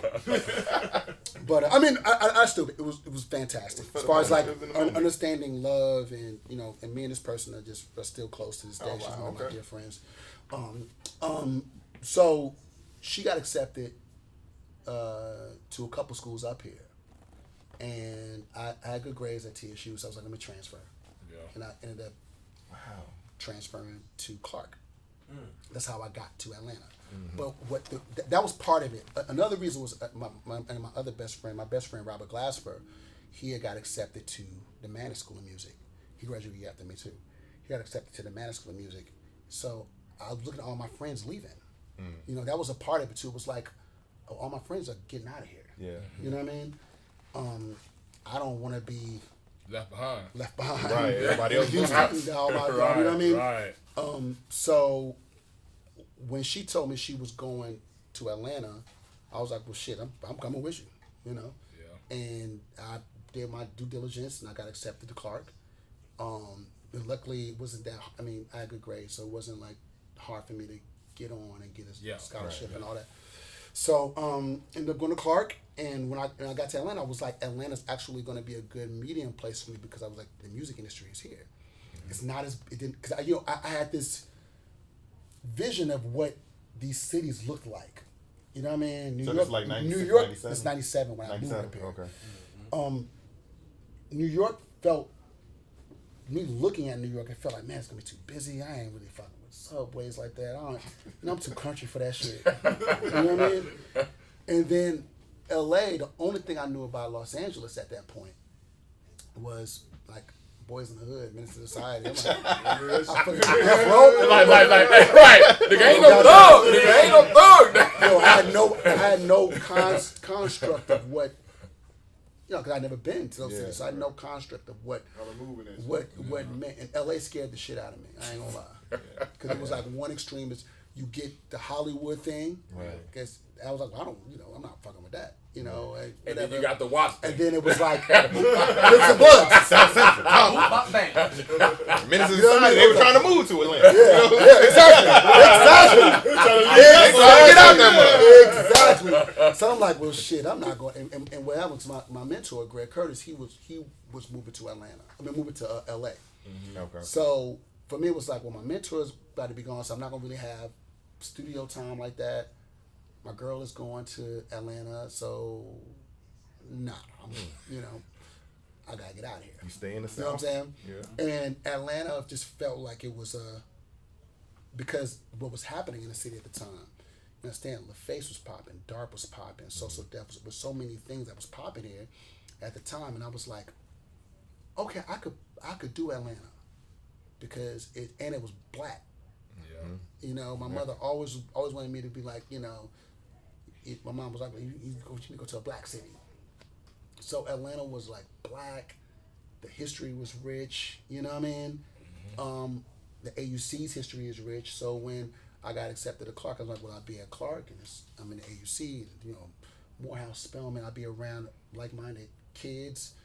And I was like, all right, I'm moving to Atlanta. I'm all in. You know what I mean? So that's what got me to Atlanta. So when I got to Atlanta, immediately was okay, how do I get on?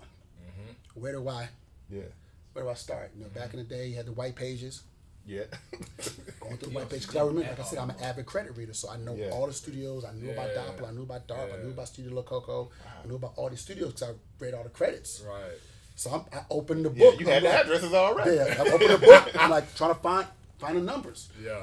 And I just started, when I got to Atlanta, I just started calling people, like just calling studios, calling Patchwork, calling studios, trying to get internships. Cause I was like, yo, there's got to be an internship. I got to be able to. I'll sweep. I got to get in, right? I got to get in. And I never get the day that they would, you know, back in the day, they would do, you know, street team. Yeah. So street team, AUC was like ground central for street team shit. So you would all these flyers, all the like, you know, all the fucking promotions for albums, and it was like, it was ridiculous.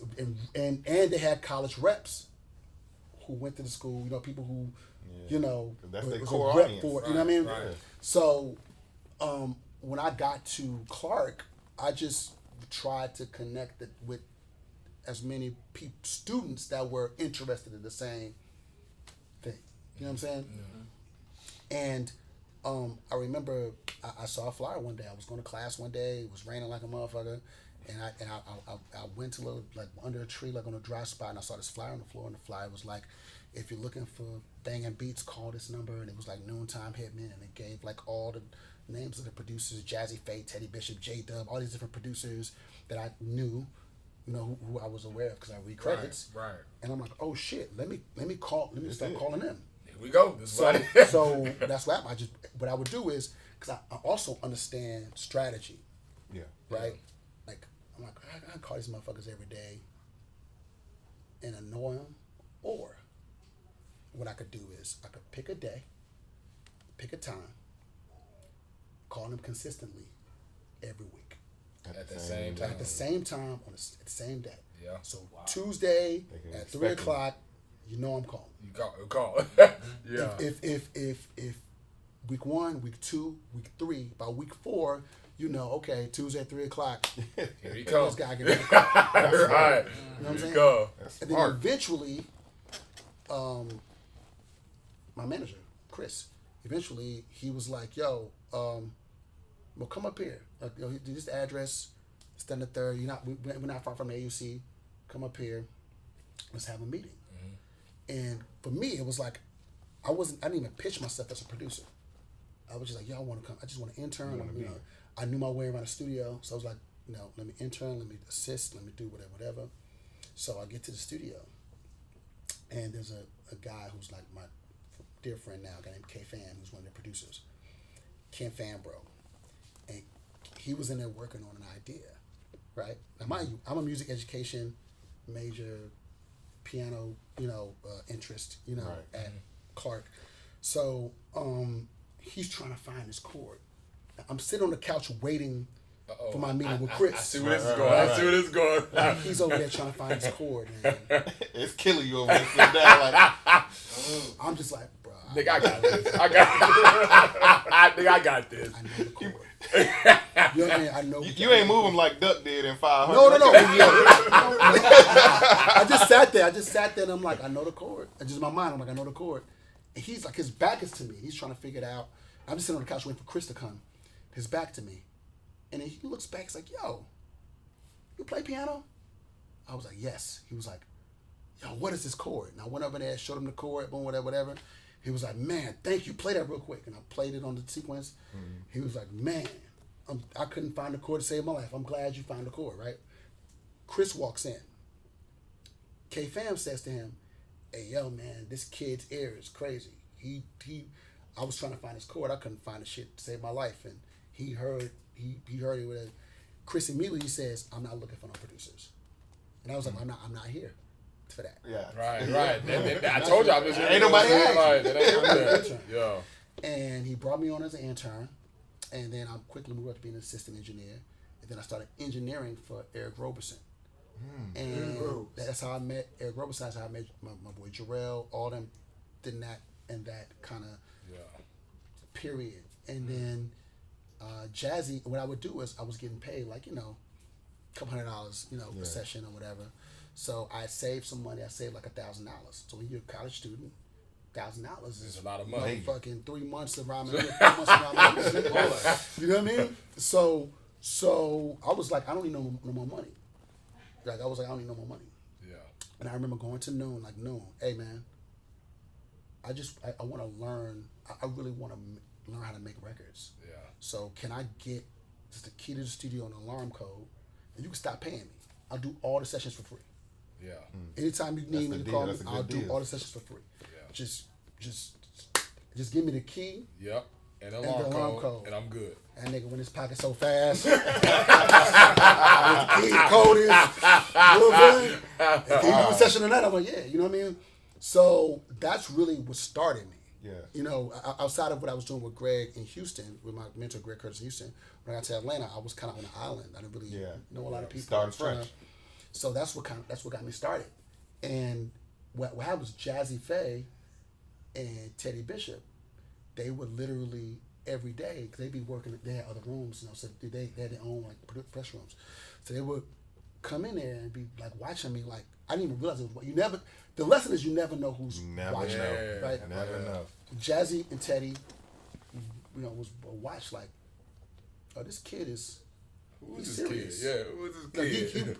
he wants it, Yeah. right? Yeah. So then what started happening was Jazzy Faye and Teddy Bishop would start coming in the room like, yo, you know,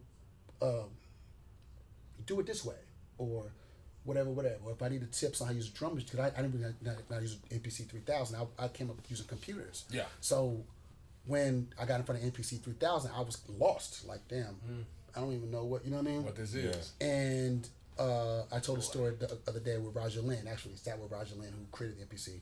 Yeah. And the help button, there was a help button on the MPC. That's how I learned how to use the basic of MPCs. But then what happened was Teddy and Jazzy would start giving me tips. Now do it this way. Oh no, the sample's too long. Cut the sample. You know, just basically. And I started, when people notice, people always watching you, and if they notice that you really trying to get to it, Yeah. you're trying to learn something, and they see the passion, and they see that you're the first one at the studio, you last one to leave, and you still got to go to school, and you still got to play in the marching band, and you still got to play in the jazz band, and you got a girlfriend. You got to throw that in there. You have to, yeah, because I had to put all my girlfriend at the time. Full-time Right? job too, so. They were just like amazed at how like dedicated I was, and they told Noon like, no, you need to sign this kid. I mean, he ain't got no music yet, nothing like that, but it's something about this kid. Yeah. You gotta sign him because it's this guy. Once he figures it out, you're gonna be upset that we're gonna be upset that we didn't get this kid. Yeah. Yeah. You know what I'm saying? And then I got the call. Noon text me, well, not text me, paged me. This is back in the day. Oh, yeah. Pagers. He paged me. Then I went to the payphone, called him. And I thought he was paging me for a session. Called him. He was like, yeah, man, I want to take you to dinner, man. I want to talk to you about signing you. And I was like, what? Wow. Because I wasn't even trying. I wasn't even. You just learned. Yeah, I knew I wasn't ready yet. So I wasn't even pitching. I wasn't even trying to get them to sign me. I was just happy to be in the studio and just being able to learn. After how long was that? It wasn't even that long. Yeah. It might have been 4 or 5 months. Because I remember I started and then I went back home for the holidays. College, went back home for the holidays, and I came back.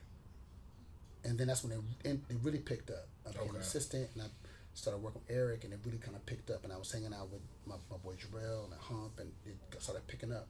So I would say, because I was signed at Noontime by May of '98. So this happened. So I started with them maybe October, November of '97, when I started interning and going up there and just kind of sweeping the floors and being a fly on the wall and shit like that.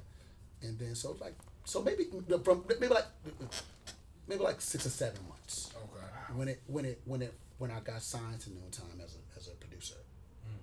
So once you got signed to Noontime, like, where did JD, you know what I'm saying, where did he Before I come met JD. I didn't meet JD till after. Oh, you didn't meet him till after that? I didn't meet JD after. I met JD through Jagged Edge.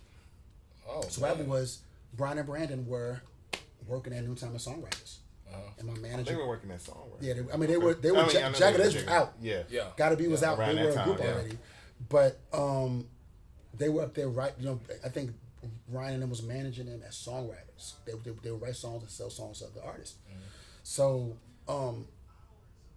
Chris was like, "Yo, hey man," no, they asked Chris, "Yo, who's the little guy with the glasses?" Said the little guy. No, for real, that's what it was like. Cause I was just in the cut making beats. Nobody was writing none of my shit. Yeah. So I was just making beats, learning this. After I got signed, I got a little money. They gave me like $7,500. So I had a little money. I got my first apartment. Yeah. All that shit. And I'm just kind of trying to figure my way out. Right. And so nobody was really buying, like, you turning beats every week. Nobody was really picking my beats. Right. You know what I'm saying? Okay. To write to. Right. So Bryan and Brandon were like, "Yo, man, who's the little kid? This little kid with the glasses in the back?" Crystal, this is our new guy. He's in development, this, that, and the third, whatever. And it was like, yo, we want to meet him. We want to work with him. And that's basically, so I met Bryan and Brandon, and we did a song called Call Me. Okay. And that first session is what made us be like, oh no, this is something special here. Yeah. And then that's how I started working. So when I started working with them, we were writing for the people. We weren't even writing I wasn't making songs for Jagged Edge. Right. Yeah. You know what I mean? I was making songs me and Bryan and Brandon were writing songs to sell to other artists. Gotcha. They were signed. They were signed to Jermaine's publishing. I was signed to Noontime, and we were like, I would turn the songs into Noontime. They would turn the songs into Jermaine, and that's how we were just trying to. We was trying to get on albums. Yeah. And that's how all that connection was coming in and albums. whatnot. Yeah. Okay. And so they go meet with JD to play all the songs that we're trying to sell. They didn't go to Jermaine like, oh, this is our album. Yeah. Yeah. And when Jermaine like, yo, we're trying to sell these songs. We did what you're trying to do for Usher. We did, fucking Promise for, Monica. We was just trying to sell songs. Trying to get paid. And Jermaine hears the songs. And he's like, yo, who did these songs? He was like, yo, it's this kid over there at Noontime. Nobody. I was the kid. Yeah. It's this kid over there at Noontime, and nobody really, was buying his beats. He's just over there, making beats, and we heard him and was like, oh, we want to work with him. And it was like, yo, I want to meet this kid. Yeah. And that's how I met Jermaine. There it is. There it is. Wow, that's an amazing story. You know what I'm saying? Man, we got B-Cox in the building, man. You know what I'm saying? B-Cox, man, before we let you go, man, you know what I'm saying? We want to play a little quick fun game with you, man. You know what I'm saying? Before we let you go. You know what I'm saying? We want to do the lyrical exercise, man. We do rapid fire first, you know what I'm saying? So we're going to put you in the hot seat now. Okay. All right? This is outside the industry. We're just going to ask you some random stuff. We just want to see who B-Cox, you know what I'm saying, who he is or whatnot. All right? You've been in the music industry. Your GOAT male R&B singer. Wow, that's how you start. Your GOAT male R&B singer. Out the gate. Wow. Yes. Hot seat is hot. Your male R&B singer. My GOAT. Yeah, your GOAT. He might name someone we ain't heard Greatest of of because all time. My GOAT male R&B singer. Yeah. You didn't deal with a lot of people there. You did with a lot of people, dog. Your GOAT male R&B singer. If I had to pick one singer that I wish I could have worked with or could have experienced in real life, it'd be Donny Hathaway. Really? Wow. I ain't heard that one yet. Ain't nobody said him as a GOAT. As a GOAT. Donny Okay. Hathaway, So that's soulful. because Donny was Donny Hathaway is Stevie Wonder's favorite singer.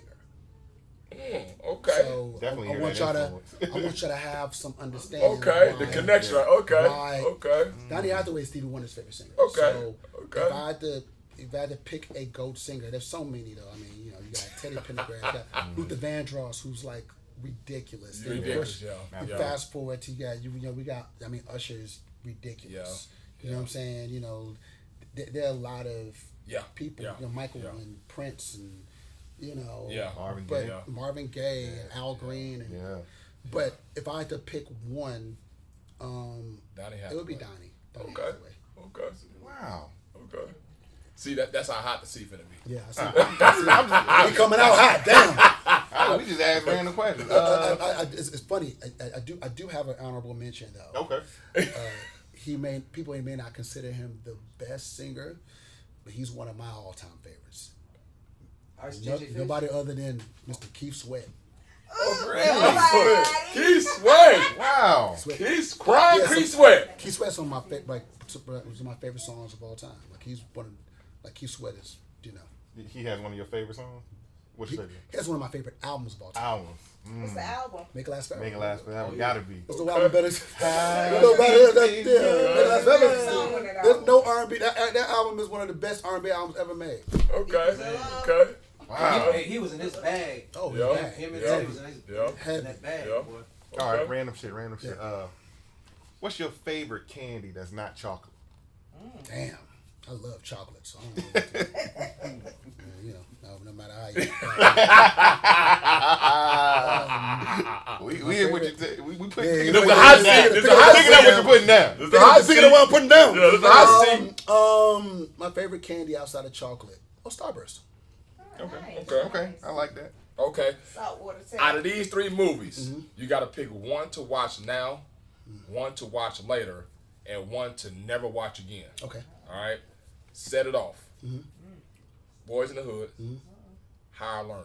Whoa. Okay, what's the three? Watch now, watch. Watch now, watch later, never watch again. Okay, name movies again. Set it off, Boys in the Hood, Higher Learning. Damn, that's a good one. That's a good one. Watch now. So this hot seat. Watch now. Boys in the Hood. Okay. Watch later. Set it off. Never watch again. High learner. Oh, wow. What is high? No, I love High Learner, by the way. I used to read. Boys in the Hood set it off, got it. Now it's time for me. Yeah. Okay, we talking about movies. What's your favorite non-black culture movie? Like your favorite white Back to the movie? Future. Back to the Future. Okay. The first one? Nice. Good one. 1 and 2. Okay. Okay. I can go Mr. there. Big Fly, got you. How many holes does a straw have? 2. One on each side. So it's not one continuous. It's 2 of them, right? Is it not like one continuous hole? Just one. You talking about a tube? That's a tube. A tube has 2 holes on each side. A hole on each side. Because you could have that one continuous thing and be blocked on the other side, and you ain't getting shit out of it. Well, It's a hole on one side and a hole on the side. So There's 2 entrances. So a hole and an opening is the same thing. Yeah, it's a hole. You know? Okay, so they're the same definition. I mean, There's no wrong answer in the rapid fire. It's the man says too. I don't know. I told you this shit is hot. It's hot over here. It's hot. Hey, it's like a shotgun house. A shotgun house. I'm doing the back door. Yeah.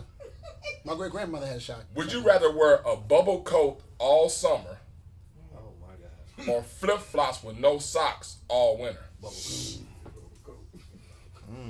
Bubble coat? Yeah. No, summer. It depends on where we're at in the summertime. Hey, You in Arizona in the summer Oh, flip flops on. and you in Green Bay in the winter. where? But I have a coat on in Green Bay. No. You got flip flops on in Green Bay. No, but I'm saying. But you can have a coat but I on. have a You coat talking on. about your footwear. You just have a footwear only. Yeah, you can have a coat on. You know what I'm saying in Green Bay, yeah. But you gotta. No, I'll do the bubble coat. Okay. Cause you gotta walk. You know, you walk with your motherfucking feet. Living and slide. Fucking CrossFit.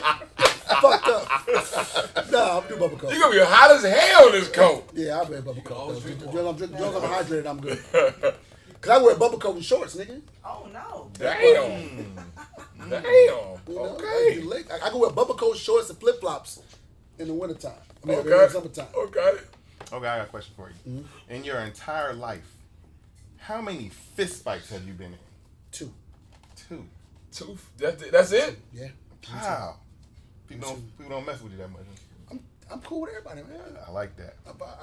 It's funny. Except them 2 folks. No, what's funny is the first fist fight I ever had was with my god brother. Okay. So they don't really count. I mean, does it count? He came down from New York with some bullshit. Right. It don't really No, count. that might not count. That might not We count. were 7 years old. Like, does it really count? I don't know. And then the second fist fight I had was middle school. No, elementary. Okay. So I'm not really a fighter like that. You 0-2, you 2-0, you 1-1. Right. I'm on 2. Your go-to karaoke song if we was at a karaoke spot. Party all the time, Eddie Murphy. Hey. You was ready with that. Y'all niggas know. If you did any research, a good song. If you did any research on me, y'all niggas know I love karaoke. Yeah. No question. That's why I asked you the question. No question. No question. Question. You grew up in the best era of cartoons. Favorite cartoon? Oh man, great question. Transformers. And go with Yeah, that. great question. Did you watch the movies? Go ahead. Of course, hell yeah. Well, no, you talking about the old movies or the Either new? one. I've gotten into some of the new movies, but Yeah. I'm old here, bro. Yeah. Like, let me see the cartoon. Out of these 2 songs, which one do you? Because you dealt with both of them. Okay. Which one was a better song that you had something to do A with? better song. That's such a terrible setup. But go ahead. Yeah. Puppy Love or Ghetto Girls? Bow Wow. That's a good question. Because both songs are really fucking good. They are. They are. I know. Ghetto Girls. There's so much going on in that song, you know. I'm gonna go with Ghetto Girls. Like jagged edge, I'm you gonna got go the with female. Ghetto Girls. Well, no, Ghetto Girls is not Jagged Edge. On Ghetto Girls, It's Puppy Love is Jagged Edge. Puppy Love is Jagged Okay, Edge. Puppy Love with jagged edge. Ghetto Girls is an artist named Sean Blaze that I used to work with back in the day. Yeah. Yeah. Like a G-H-T. I like that one. See, I told you it's a hot seat because it's a hot seat. Let me ask you this. Is a hot dog a sandwich? Yes. Okay. What about Taco? No, I'm just joking. Man, he did good in the hot seat, you know what I'm saying? He did good in the hot seat, you know what I'm saying? So before we let you go, we're going to play one final game, and we call this lyrical exercise. Okay. All right? This should be easy for you. He gonna play Let's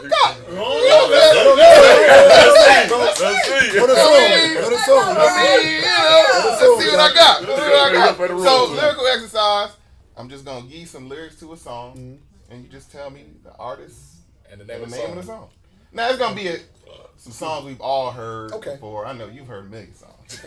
But it's not going to be in the cadence how they sing. Just straight up talk. The lyric, talking. Okay. All right. Let's see what we got. Let's see what we got. I suck at this guy. Well put together, everybody knows. This is how the story goes. She knows she got everything that a woman needs to get a man. How can she lose with the stuff she used? 36, 24, Brick House by 36. Commodore. Yes. Yeah. Y'all knew that one. I didn't even know that. I only got it That's when a you layup. said the last The part. 34, 26. How Yeah. can she lose? That stuff she used. All right. No more. We got a couple more. Should be easy. Let me finish all of them before y'all start. Okay, yeah. People be wanting to guess. Let Let him. Yeah. I'm sitting here wondering, how the hell did I let you leave? And baby, I know that I did my share of things to deceive you. I'm just trying to get an understanding of what to do. Cause I'm halfway going crazy. Girl, they can't fade me. You ready? I know you. No, hold on. One more time. I want to see if I can get it. Hold on. I already know. I know it. I'm sitting here wondering, how the hell did I let you leave? Mm-hmm. And baby, I know that I did my share of things to deceive you. I'm just trying to get an understanding of what to do.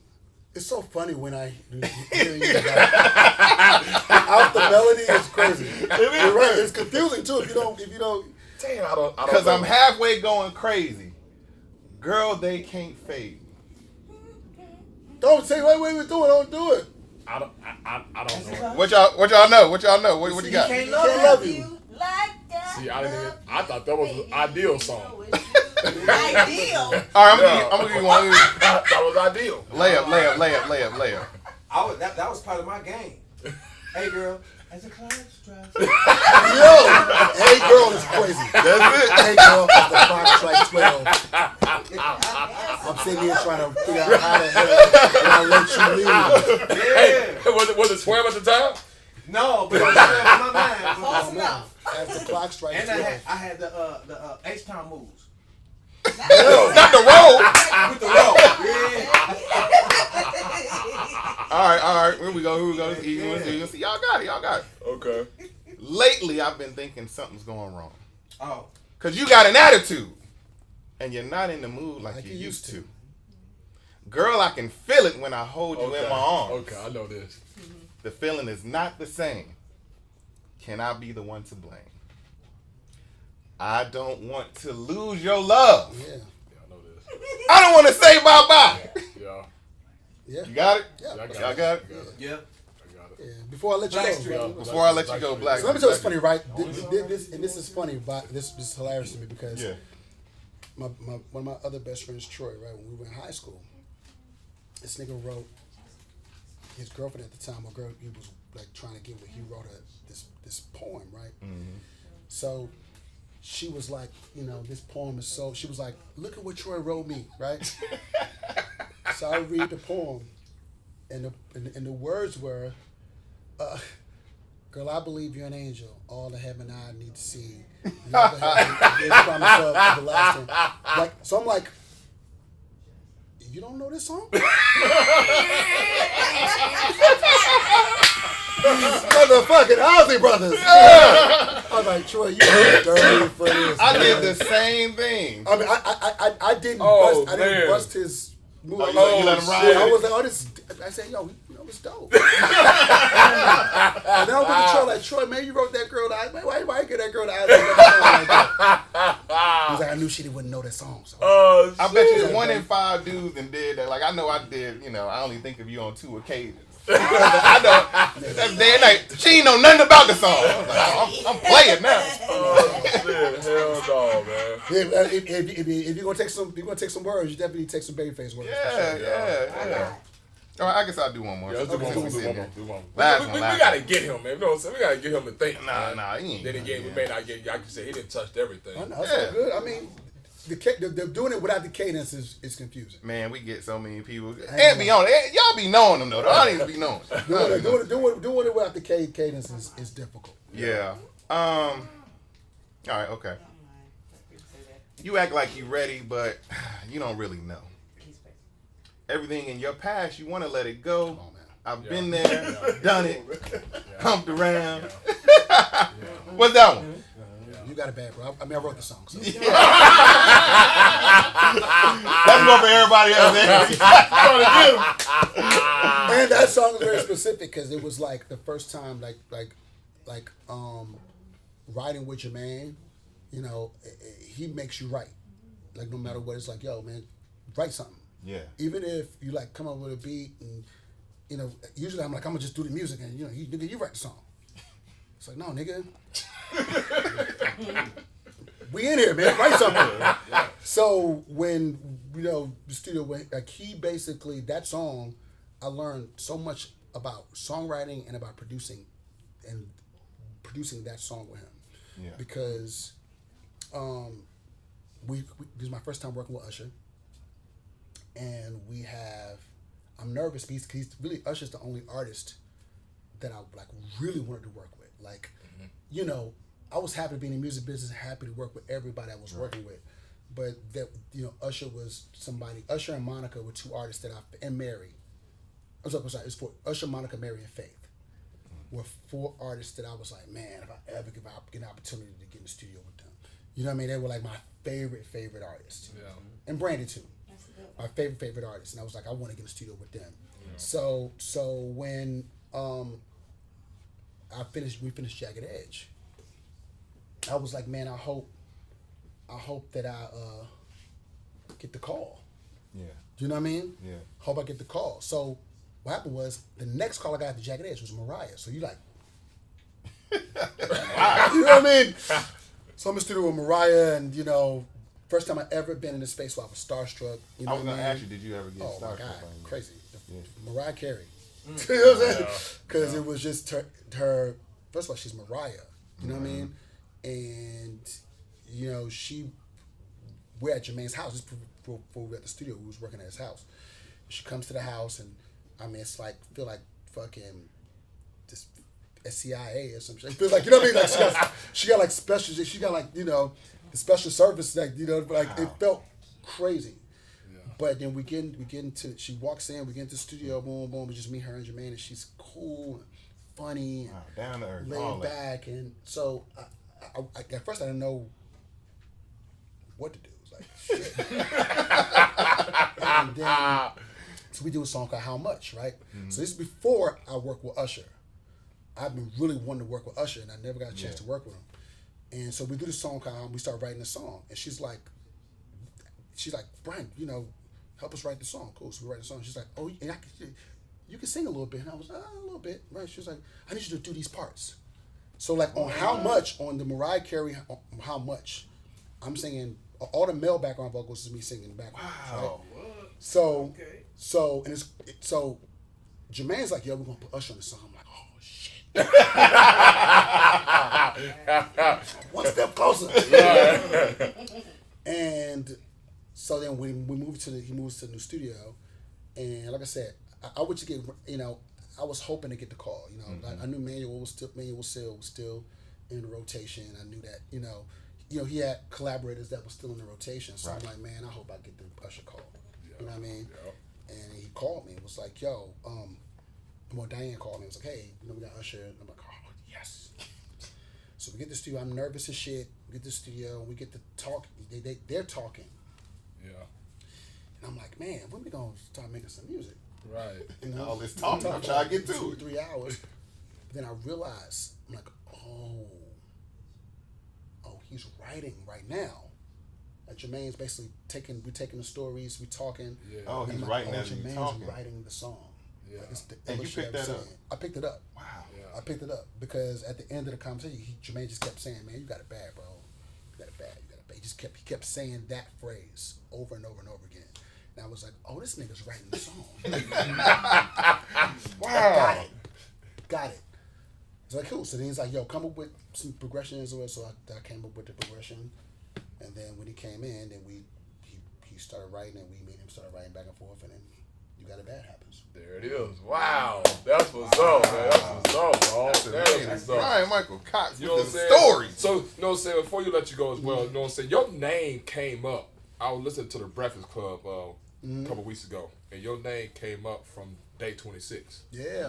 My guys. Yeah. And they said My wife loves they said you was probably the main reason of why their career probably took off. My guys, man. Because they said, man, if it wasn't for B. Cox, we wouldn't have been where we at right now because we was like basically in the basement type of situation, man. you know. My guys, man. You know what I'm saying? Like, My guys. so what did you exactly do? Yeah, talk to us about. Well, what relationship. happened was when I got called to do Making the Band, I did the end of season 3, which was Danny DeCane, right? So I did the end. Danny DeCane was already a group. They didn't have a name and all that. So they brought me in, and I started making music with the girls, and then we had a good time. MTV thought that I interacted with the girls well. You know, Puff thought I interacted with the girls well. So then, when it came to do season 4, he called my managers at the time, Chris and Jaha at the time. Was like, "Yo, I want to bring Bryan back. We're gonna go find a group. I want Bryan to be a part of us actually finding a group." Yeah.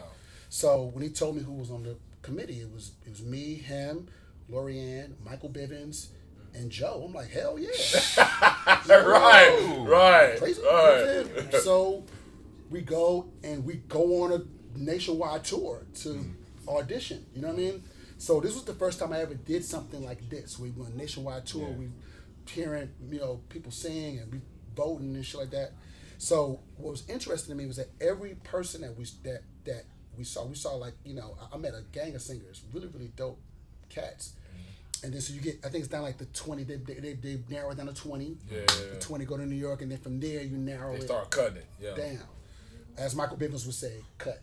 Yeah, cut. Right? And what started happening was I started noticing certain guys just off the rip. You know what I'm saying? Like, nah, that guy.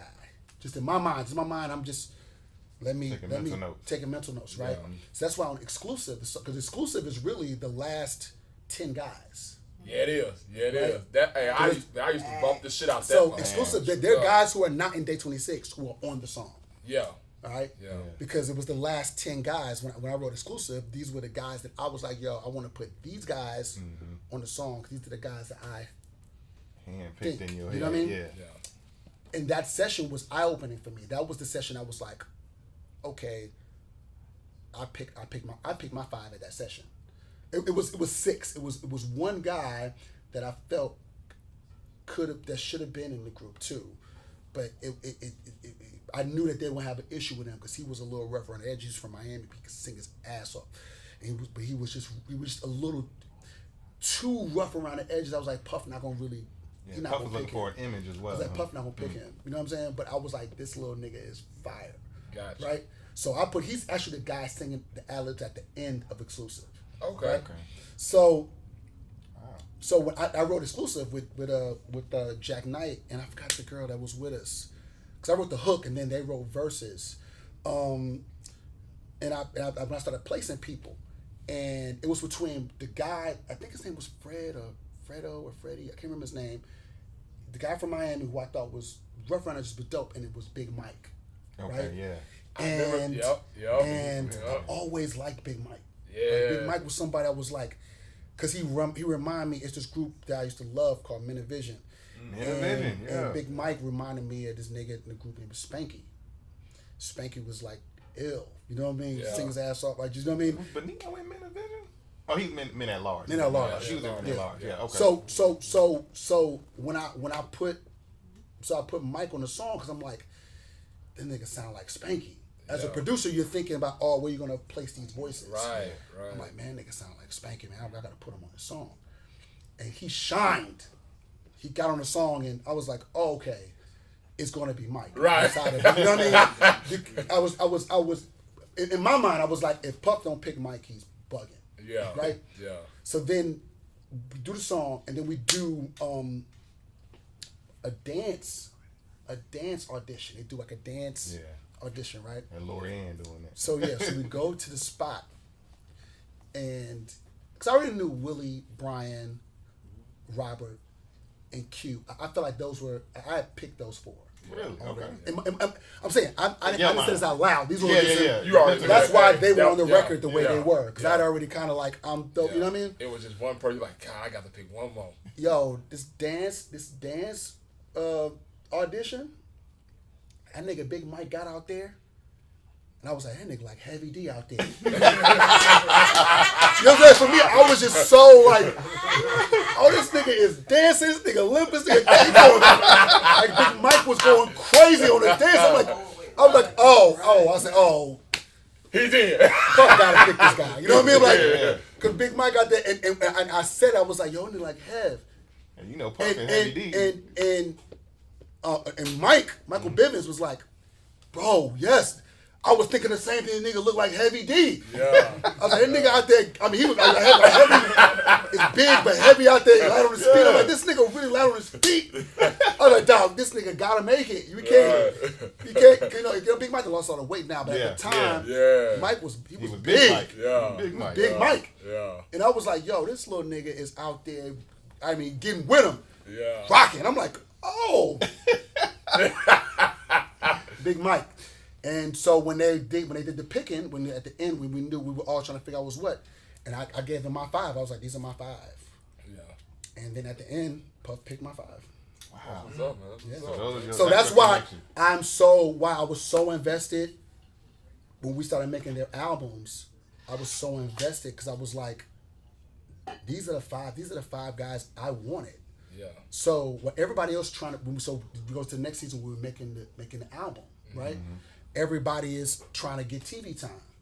You know, you got Seven trying to get TV time. You got all the producers trying to get TV time and doing wild, outlandish shit. Seven had doves and all kind of shit. You know what I mean? Like everybody's trying to do outlandish shit to get on TV. Mm-hmm. Yeah. For me, I was like, okay, cool. Y'all do that. What I would do is I would get in the studio and make songs, right? I would be like, no cameras in the room right now. Yeah. I'd make songs. And while everybody's doing shenanigans for the actual show, I would go and I would grab two of the guys. Okay, yeah, Bryan, come out and do this part. And then we go back and I play his part. Willie, come do this part. Boom. Robert, come do this. You know what I mean? Or I would grab two at a time. Yeah. Like Rob and Mike, y'all come in here. We're gonna rock the stand. Y'all can go back out there and do. So by the time we would have like the A&R meetings where you have to play the demos that you're writing for the group. Mm-hmm. When I would play my songs, the group would be group members on I would have the songs finished. Yeah, gotcha. They would be on. They would be their song already. Yeah.